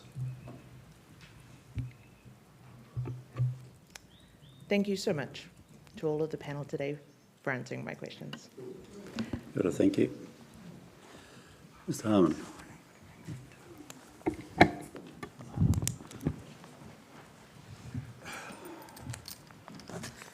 So, tēnā koutou raurangatira mā, ko te tama o tēnei tāne. I've heard that in the past. My question, if Madam Registrar would bring up that document and hand out the hard copies, please. Not to the lawyers, because they've already got it. I'm referring to document 3.2.28. Where's my glasses, Leah? Get out of the way. Is it up? Cool. If you could hand out the hard copies to the panel, please, and then to the tribunal member. No, to the panel, please, and to the tribunal, if they don't have it. I'm not sure if there's enough for the lawyers, but they should already know this. So I got 5 minutes with Chief of Army. I think she was a little bit maybe put out. I don't want to put words in her mouth. But this kia eke policy had a lovely 3-column chart in it. Lovely Article 1, Article 2, Article 3. Commanders referred to it, and then it had one column with the word preamble, and this is virtually word for word how I put the question to her on the day that people were there. Isn't that correct, Lieutenant Colonel Drenfield? Thank you. So the question is, how can you be considering a treaty policy without the preamble? And then you look at the article attached by, here it is, Honourable Sir David Baragwanath KC, who I first met as Graham Latimer's lead counsel when he took on Rogernomics in 1987, May the 4th to May the 8th, and now sits or is retired from the World Court Justice. And you'll see I highlighted an asterisk paragraph there where basically he says, all of this discussion about the treaty for the past 30-odd years, there's been some trichotomy between Article 1, 2 and 3, and they've forgotten about the preamble. Seems a little bit ridiculous. He doesn't exactly say that, but I can take licence with him. I'm still his friend after 40 odd years. But I want to draw your attention today to the Muri Whenua Fishing Report, which is attached as Appendix B, and because of my involvement, and I have it in writing from the then chairman, of being producer and controller of the Commanders-in-Chief whose signatures are there, which includes two 2/8 Battalion members, I want to draw your attention first to the diagram in the front. You see the uniform of the signatories there? It's Cliff Whiting's hieroglyphics. You see the uniform, do you see? Yeah, I'm looking at the hieroglyphics. You recognise that, Commander? Anyone? So it's Lieutenant Commander Hobson, okay? Naval. Point being is Navy was here looking for spars from 1820 onwards. That's well documented.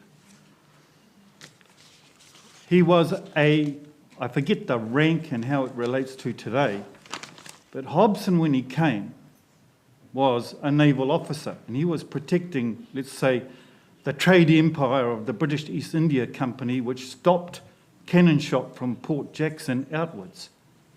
New Zealand Aotearoa was not part of British East India monopoly, which is why Māori had to get a flag for their ships to land their flags in Sydney. I want particularly in here, and you can reserve the right to answer in writing, I don't want to be a lawyer who ambushes anyone. The Army have to answer this on the 30th of May if they can stick to this tribunal's directions. I'd like an answer from you today if you had any time to consult with your fellow forces. Are you ready? You all ready? Righto. Treaty Principle of Options. So on page 195, Y22, Muri Whenua Report, published on June the 8th, but I delivered the Minister his unpublished copy earlier. A, B, C, D listed there. Can you bring it up, please, Madam Registrar? It's on that document.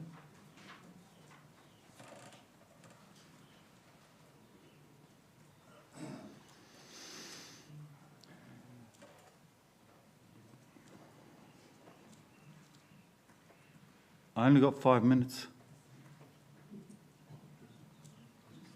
Madam Registrar, please. You had the front page before.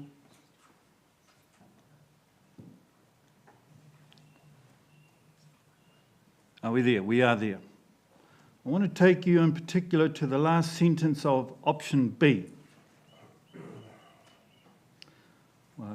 To be fair to myself, neither text prevents individual Māori from pursuing a direction of personal choice.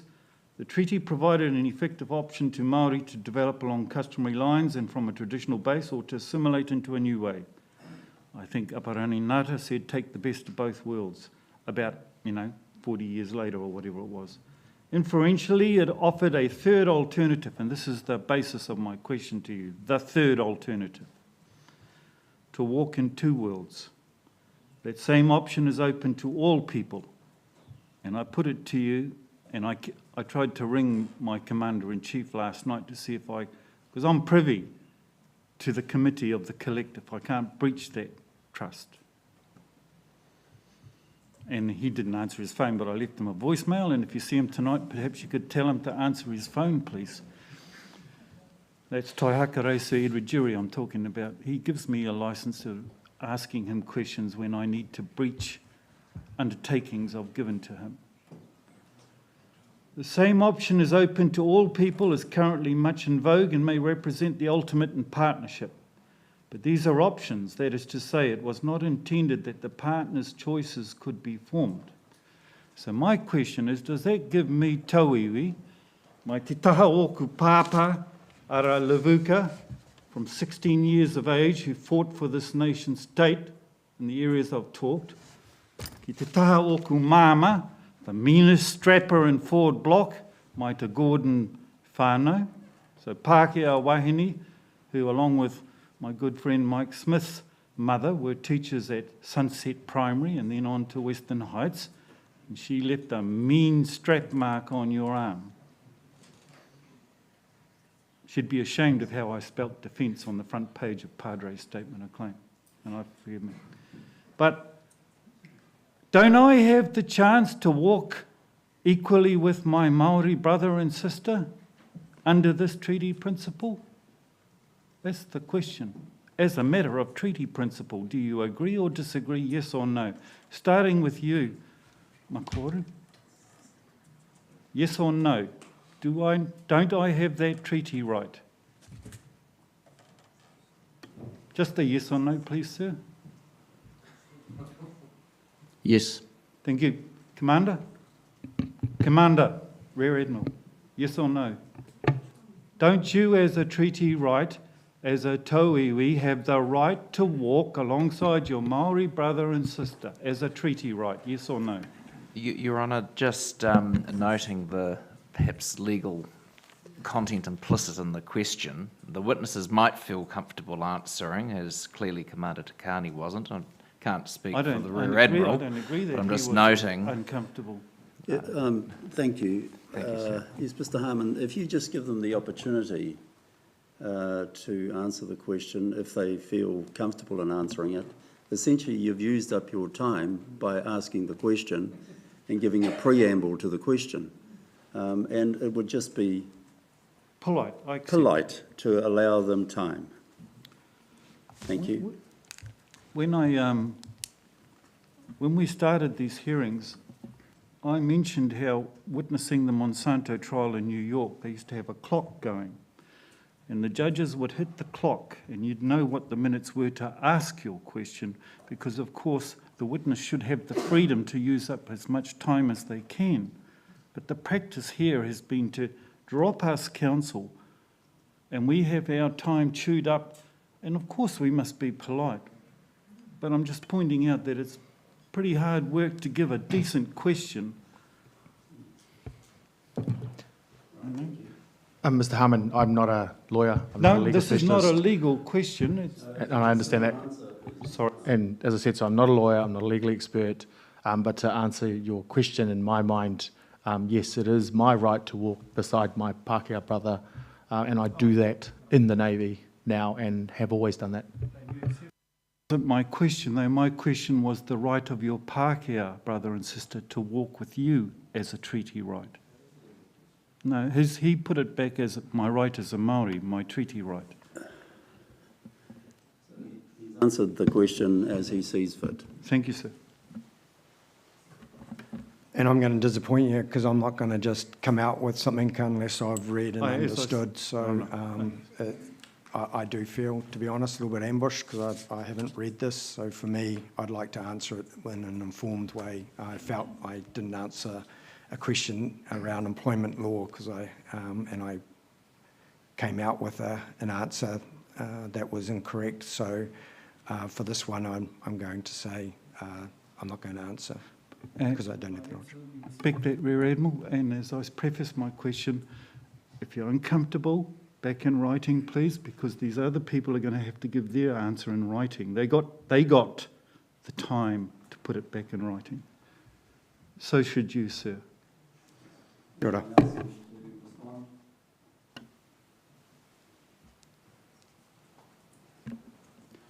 Thank you, Mr. Harmon. Thank you, sir. Dr. Phillipson, any questions?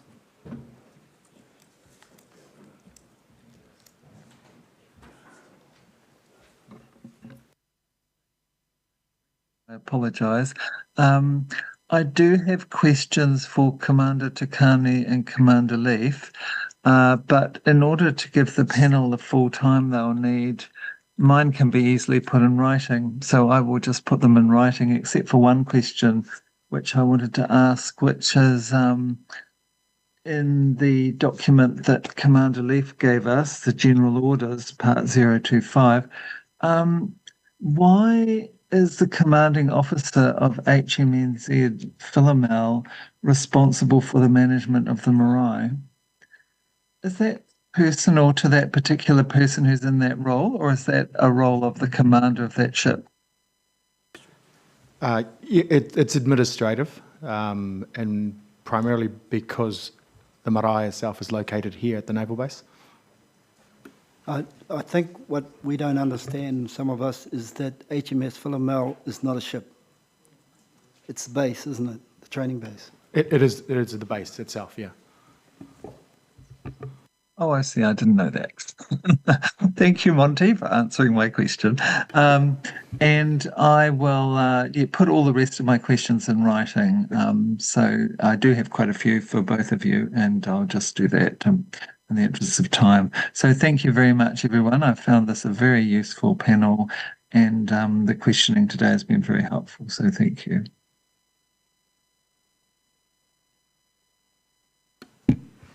Kia ora koutou, e tautoko anō ka mihi nui whakaharahara kia koutou katoa. To reiterate the acknowledgements, not just on the contributions and the responses from the panel, but also the exceptional service. Yesterday was a wonderful day to listen to the kōrero and the combined efforts that have been made over time. Sir, Readmiral Golding, I'll just start with you, and you would have had, and I'll make it brief as well, but you would have had prior exposure to my line of questioning from your peers in Waiuru and also earlier on in this hearing. You've answered really well Mr. Portaka's question around time and the commitment of time, and that was shared by the panel, and I appreciate that, around the journey. I will just, for the record, sir, ask whether or not, given the changes that are happening outside of the Defence Force, within general society and the political times that we're in now, do you remain resolute in your commitment to uphold the bicultural aspirations that you've shared with us today, irrespective of the political persuasions of the time? Absolutely. Thank you, sir. And sir, this may be the rest of the panel may also choose to answer this. There has been reference across the panel's evidence around prior to the latest part of the journey and the commitment to biculturalism, that there were prejudices that were experienced by Māori within the force, within the Navy, and that was expressed in terms of lack of opportunity to promotion, lack of inclusion of Māori culture. These have been shared, and although the panel, like your Army peers, spoke more strongly around the recent times in the journey, and that's an admirable commitment as well, that journey that has been taken. I'm still interested in the times prior to the more recent commitment around the expressions and experiences of racism within the Navy. And to that extent, sir, I just want to ask a question as to whether or not it is your understanding that there is currently an expressed program of learning or support around how to deal with racism and what to look for. And I know that you've done the similar within the historical misogynistic views and derogatory views about women. And I just want to know whether or not the same could be said about the explicit anti-bias, anti-racism training within the service, sir. Thanks, ma'am.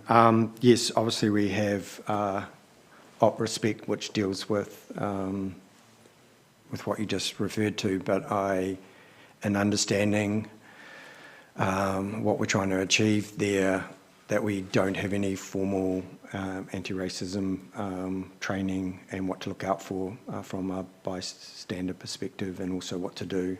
We do have a general, if something is inappropriate, and I would class that under inappropriate behaviour, that it gets raised and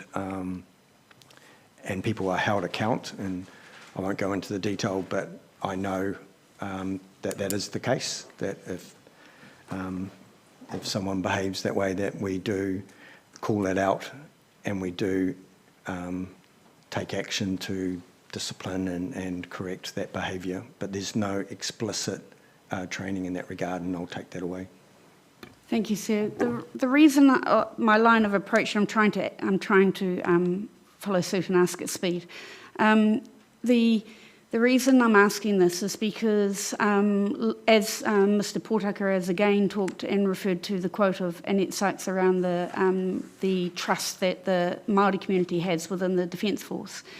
And I have mentioned in our engagement with the Army personnel previously that the treatment of Māori, especially with the more recent journey that you've been on, is, from my own experience, probably exemplary in terms when compared to what Māori experience outside the Defence Force and in civilian life. In terms of the day-to-day racism, the casual racism, but also the explicit racism, whether it's racial profiling and the like. So therefore, given that you are also sourcing your personnel from, even at an early age, a tender age, the civilian world, would it not, and how much that is normalised for Māori personnel as well, would it not be something that you would consider of benefit to support both your Māori and non-Māori staff in terms of calling out what has been normalised in our society for so long, and therefore, because you are exemplary in terms of your practice internally, that is also able to be used as a model of society. Do you see benefit in that, sir, expressing it and addressing it intentionally? Yeah, I understand what you're saying, and I agree with what you're saying. Ultimately, what we're trying to do is, have good human, be a good human first. And op respect is the overarching theme of that. And I mentioned in my opening my leadership style about whakauti, and that's being respectful. So all of it underpins if you get that right. But, we do take in people throughout the motu and different representation, and then part of our training is to provide what is important to us from a values and culture perspective. And I do take your point that we concentrate in some areas, but we haven't focused in the area that you're referring to, and we can improve that. But I do think that the intent of op respect and what we're trying to achieve does get after what is appropriate behaviours or not. But training is important, so I'll pass that on to Commander Marchand and that People Culture Directorate, because I think there is a place for that. Thank you, sir. And I note, and again, in my engagements with my questioning to the Army as well, that because of the culture of taking instruction and not necessarily raising issues like this, and we've heard it, and Commander Leaf also, I acknowledged the bravery in terms of what you did mention into your report, but there's also a loyalty. There's an incredible loyalty and an incredible camaraderie that comes through, which is admirable. And I just challenge again the need to look at the engagement with Māori and those issues of racism, prejudice and bias in the same way that the Navy and the Defence Force has been responding to wahine and the role of wahine. And I think because it's so normalised against Māori, that often it doesn't come through in the same way as that we would call out more readily the casual derogatory comments or stereotyping of wahine. So I'll leave that now, but I thank you for your responses in that regard. Commander Leaf, and speaking of that wonderful service and wonderful legacy as well, I just noted that there was one thing for your evidence, sir, and it's on page 19 and paragraph 65, where it said it should be noted that these provisions were not included in much of the training I received. However, since, and then it's got in brackets, insert date. I just wonder whether or not it's whether or not, sir, you are wanting to just leave it for general... Could you respond, sir? Yeah. So yes, I failed to complete my evidence and insert a date, which would have helped me, I guess, to focus when that training has become part of it. And I think for myself, having taken a break from service, a lot of things had changed while I was out. I was out of the service for 8 years. So I guess for me, and I apologise for not having that date in there. No, it's no need for apologies. It was more so that we're trying to identify what the time span has been in terms of when the intentional and deliberate integration of Māori cultural responses has been into the training. So I can find that out, and I can find that out. Yeah. Okay, thank you, sir. And my final question, and I'm happy to make this open, and it was, I had many more, but that's okay. It's around the statements across the complete set of evidence that talks about, yes, we've been on a journey, we've got to this point, and we want to go further. And sir, the Rear Admiral, you talk about that commitment, and it's so heartening. I think it's so heartening to see that commitment written down, and you've articulated it again here today. I'm just wondering if you're able to articulate articulate what good looks like. So I appreciate the comment that the journey isn't necessarily, you can't say it's going to be achieved by next year. It's going to be achieved within 10 years. I can appreciate that you've left the time stamp open.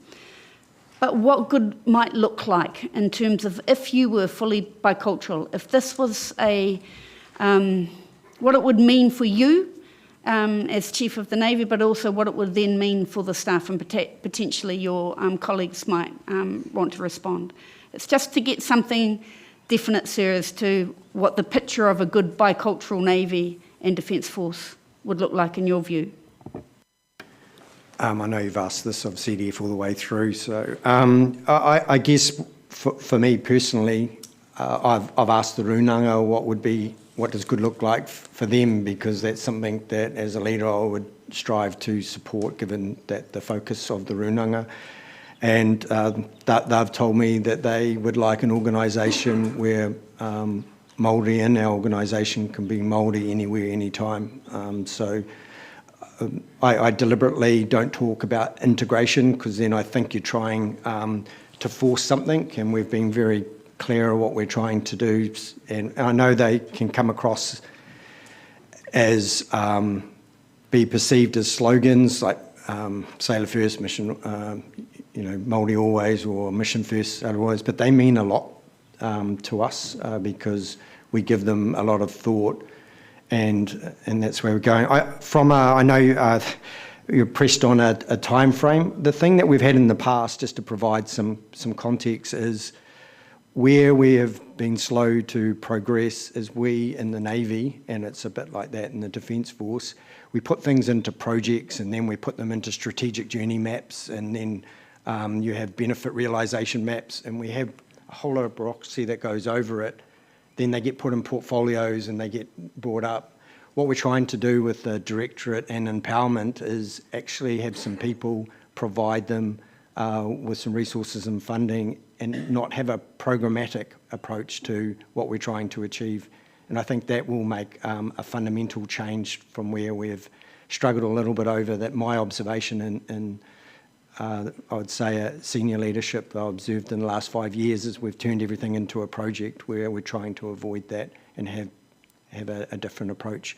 I would estimate that if you came back I'm really conscious that in order to really make progression, you need to be invested in and have resources. So the government's just announced some investment, and so I'll use that time frame. A lot of that investment is coming in 2027 for like real investment.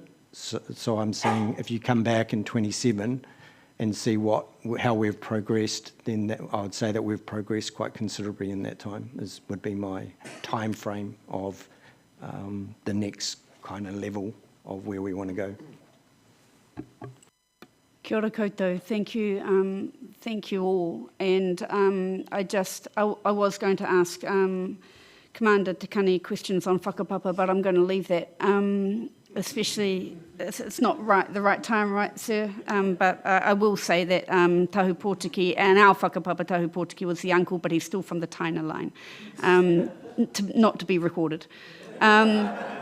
So thank you. I can't thank you enough, not just for the service, but the professionalism, the generosity in your responses, and the heart, the absolute heart that comes through in what you have shared, what you have advocated for, and what you have achieved. Tēnā koutou. Kia ora koutou, and I endorse my colleagues' remarks.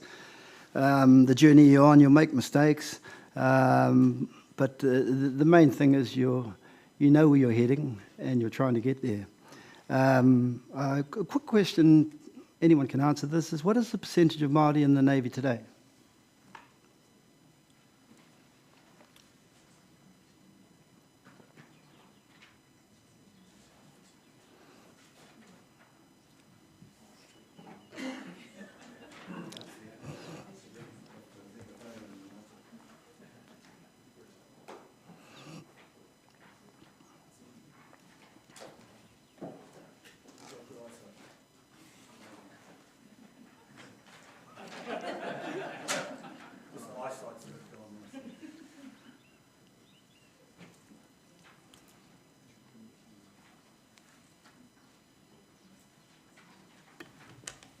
The writing is relatively small, but it's up in the 20% based on the information that we have here. So we can give you the exact numbers if you want. Okay. Is the Navy, the service personnel in the Navy a reflection of the population, New Zealand population? In the context of being Well, multicultural? Pacifica, Māori, Asian? Yes. No and no. I'll give you an example. In gender, we're definitely not. And I would say that we're below in some of the areas. But In some areas? Yeah. In the Māori area, you're higher, though, it sounds. Yeah, yes, but not universally across the areas that we look Right. into. That's not always been the case, though, has it? It's at what point, what I'm trying to understand is, are you targeting Māori in recruitment, which explains why the numbers are higher for Māori?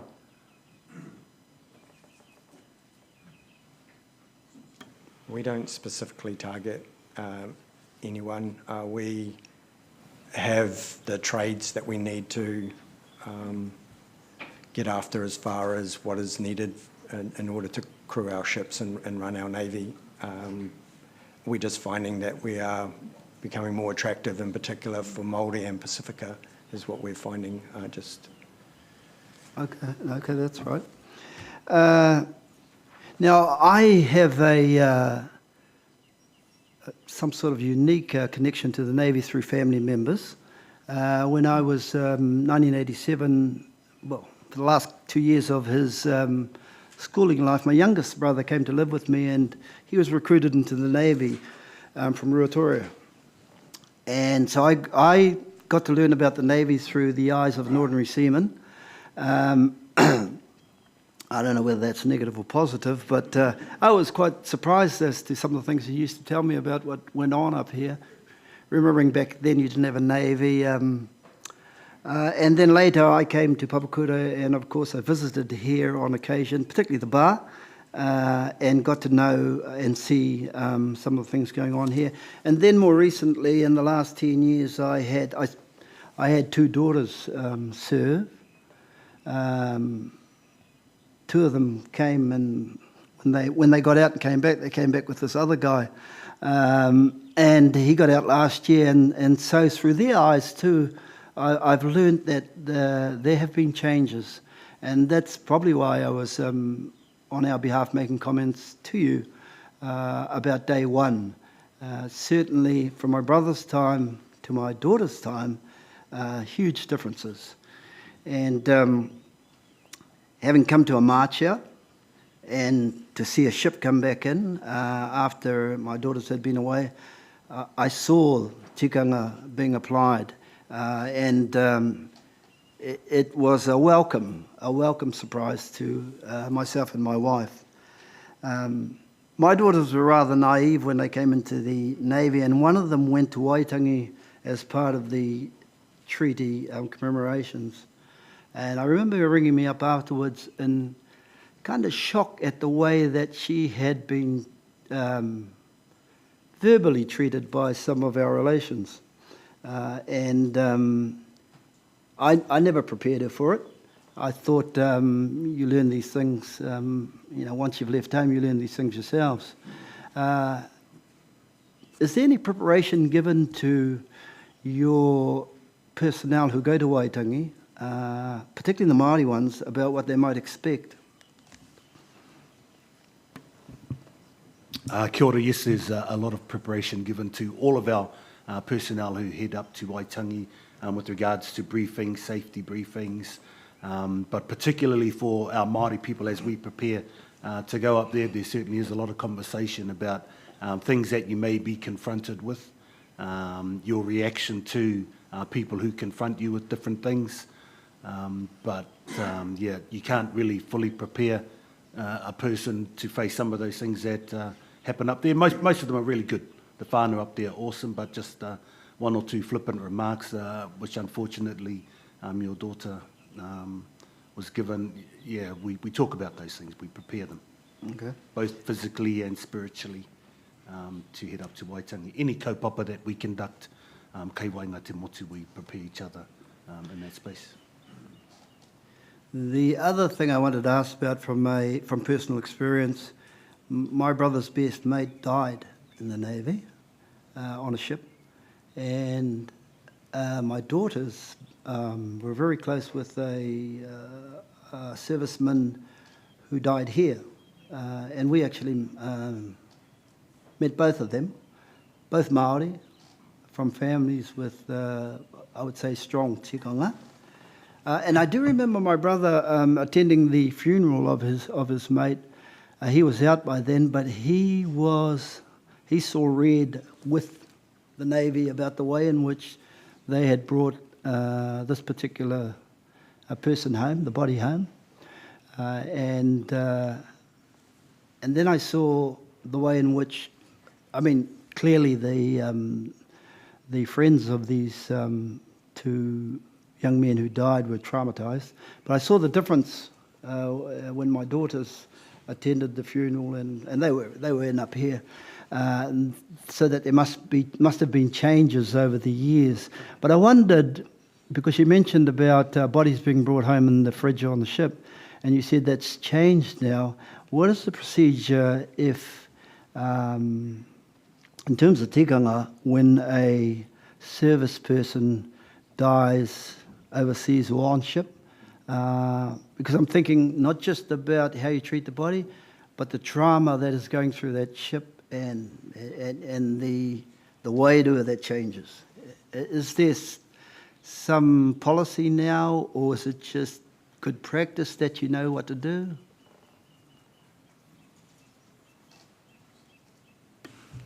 Kia ora.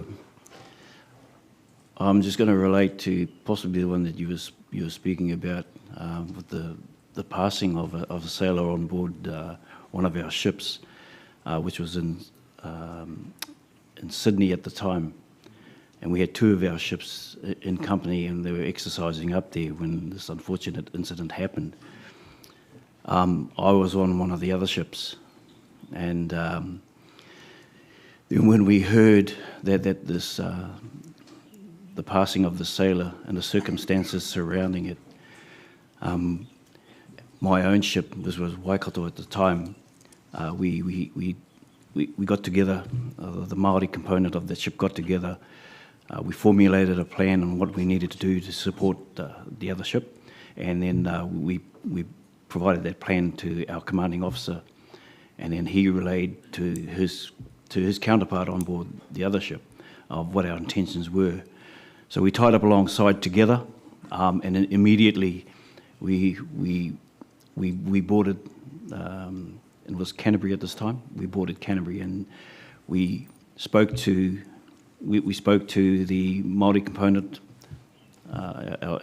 around what we need to do. Because it was new for us, and it was reliant on us on board those boat ships to do the right thing. And this comes back in about doing the right thing. So we communicated. We had a hui amongst both ships' company came together, and we had karakia around what had happened.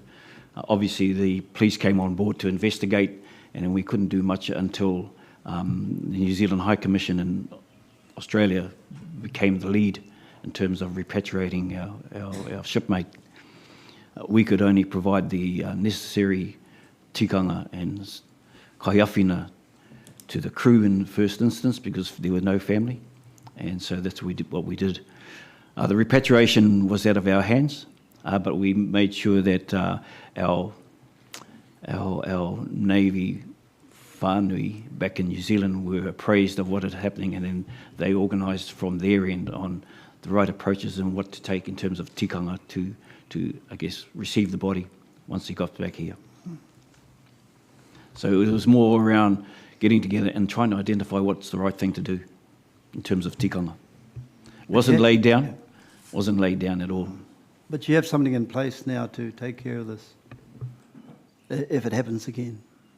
That's really what I'm asking. Not that I'm aware of.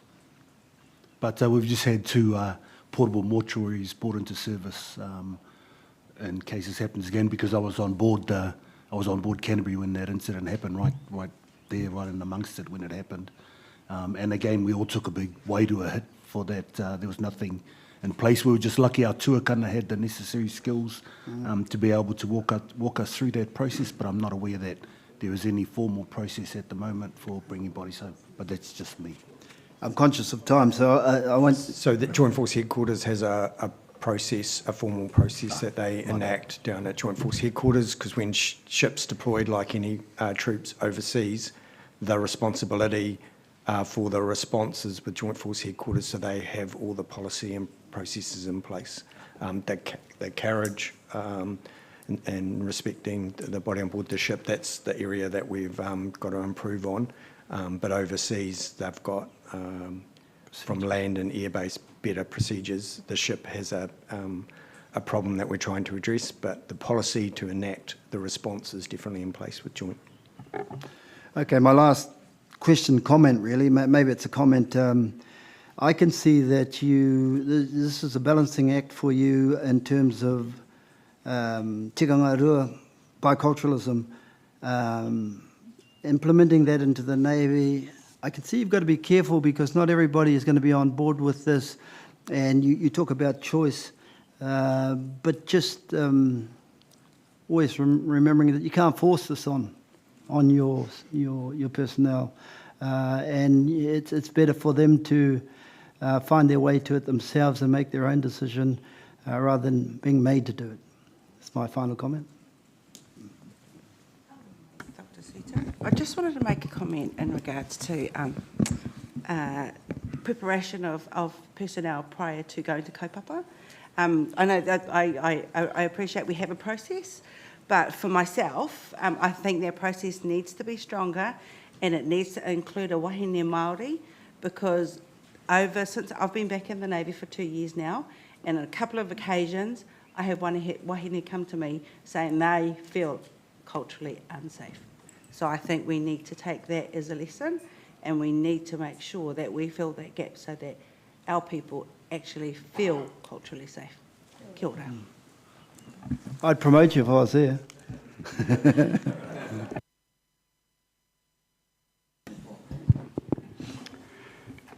Tēnā koutou tēnei ata.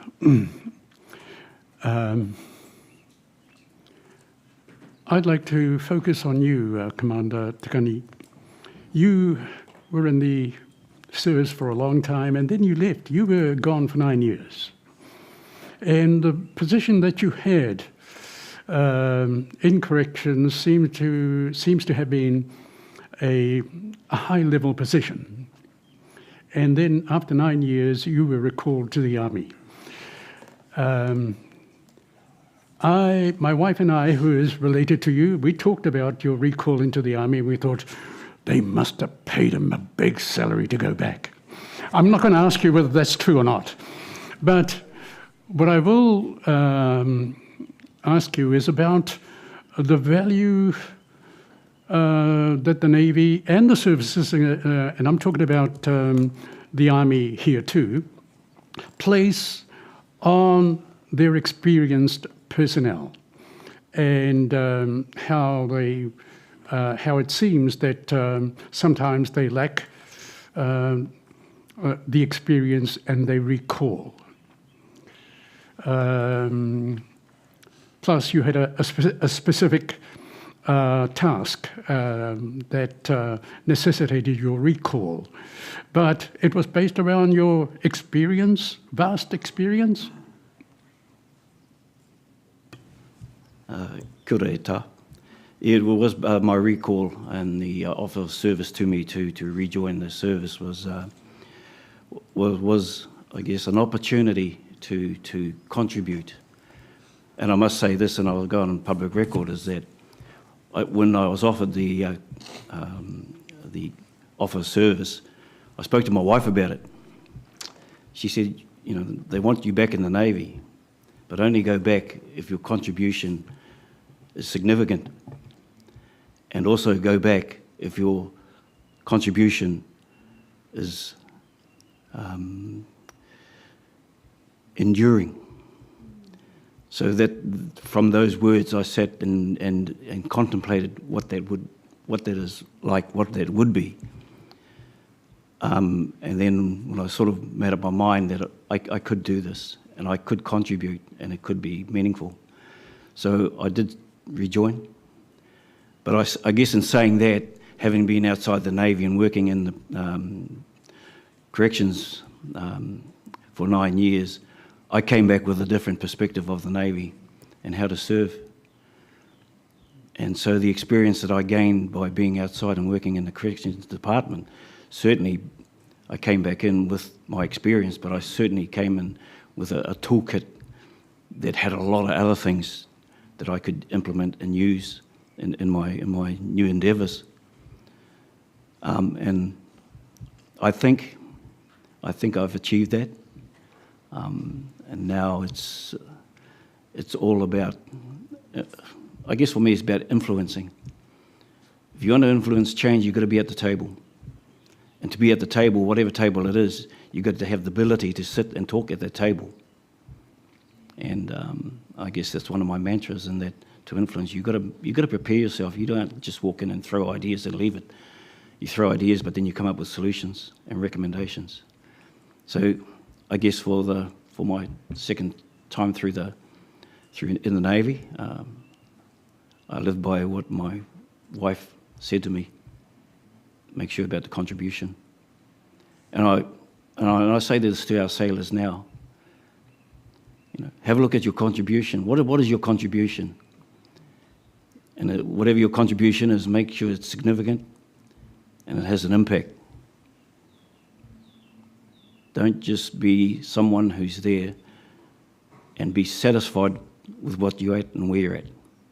Kia ora. Tēnā koe, and I think that's also consistent with Commander Leaf and also Petty Officer Jones, because all three of you have been in and out of the service and come back recalled. That's all. If I have any other questions, I'll put to you, especially about iwi relationships. Kia ora. I do have some questions, but don't have time to put them to you today, so I'll put them in writing. And I just take the opportunity to thank you all for your very valuable evidence and the service, and your service to me, to kia koutou. So that essentially brings us to the end of this week's proceedings. And just before we do hand the rākau back, I'd like to make a few closing remarks. Probably got about 30 seconds to do so, but we'll try. I think first and foremost, I'd like to refer to the pōwhiri that took place on day one. As a tribunal, we found that to be most impressive. The kaikaranga, the kai kōrero, and the waiata tautoko, we considered that they were all of the very highest standard and essentially set the tone and the standard for the days to come. Next, in relation to the adherence to tikanga Māori of the Navy, and observations have already been made, but we acknowledge and praise Te Taua Moana for showing us that adherence to tikanga Māori is alive and well in the Navy. It's not just spoken about, but it is lived. And it was very obvious to us that Te Taua Moana is comfortable in the tikanga Māori realm. Tēnei te miha tu kia koutou. In relation to the evidence that has been presented to us this week, again, this was of a very high standard and provided us with valuable information that will assist us in addressing the many issues set out in our statement of issues, and also in making findings as to the adherence or not of the principles of the Treaty of Waitangi. So on behalf of the tribunal, we would like to thank all persons who presented evidence to us this week. We'd also like to acknowledge in particular the high-ranking officers from Te Opu Kātua who presented to us and who were also present during a large part of this week. We are humbled by your presence. I'd also like to take the opportunity to thank Claimant Counsel and Crown Counsel for the passion at times and the professional nature in which you carried out your duties and obligations, and also your assistance to the tribunal in making available to us the many documents and information that we require to do our job. Thank you. Finally, kia koutou Te Taua Moana, tēnei te mihi atu kia koutou mō tō koutou manaakitanga ki te rōpū whakamana o te tiriti. E kama ki a koe e te minita, tēnei te mihi atu ki a koe mō tō karakia i rā, ki a koe hoki rāuri, te kai whakahaere o te hui nei, tēnei te mihi atu ki a koe. I tō mahi, hei tautoko te mahi o te rōpū whakamana. Nō reira, kia koutou ngā ringawera, e ki ana te kōrero, ka pai ngā mahi i muri, ka pai ngā mahi i mua. Nō reira, kia koutou katoa, tēnā koutou, kia ora koutou katoa. Ati hei mauri ora ka tūtatau ki te pai tapo te kurai atura.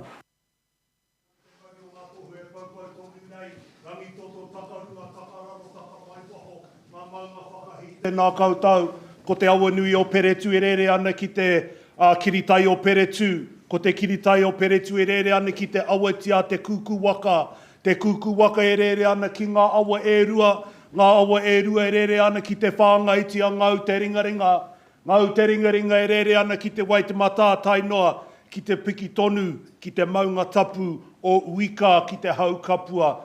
Anei mātou, te Taua Moana, te pāharakeke o te Taua Moana, kua tēnei te kōrero poroporo aki ki a koutou katoa, i raro te tūnui o tō tātou nei whare, ka nui te mihi, ka nui te aroha, ka nui te mihi mai o tēnei wiki. Nō reira, tēnā koutou e koro mā e kuima, anei mātou te pāhara.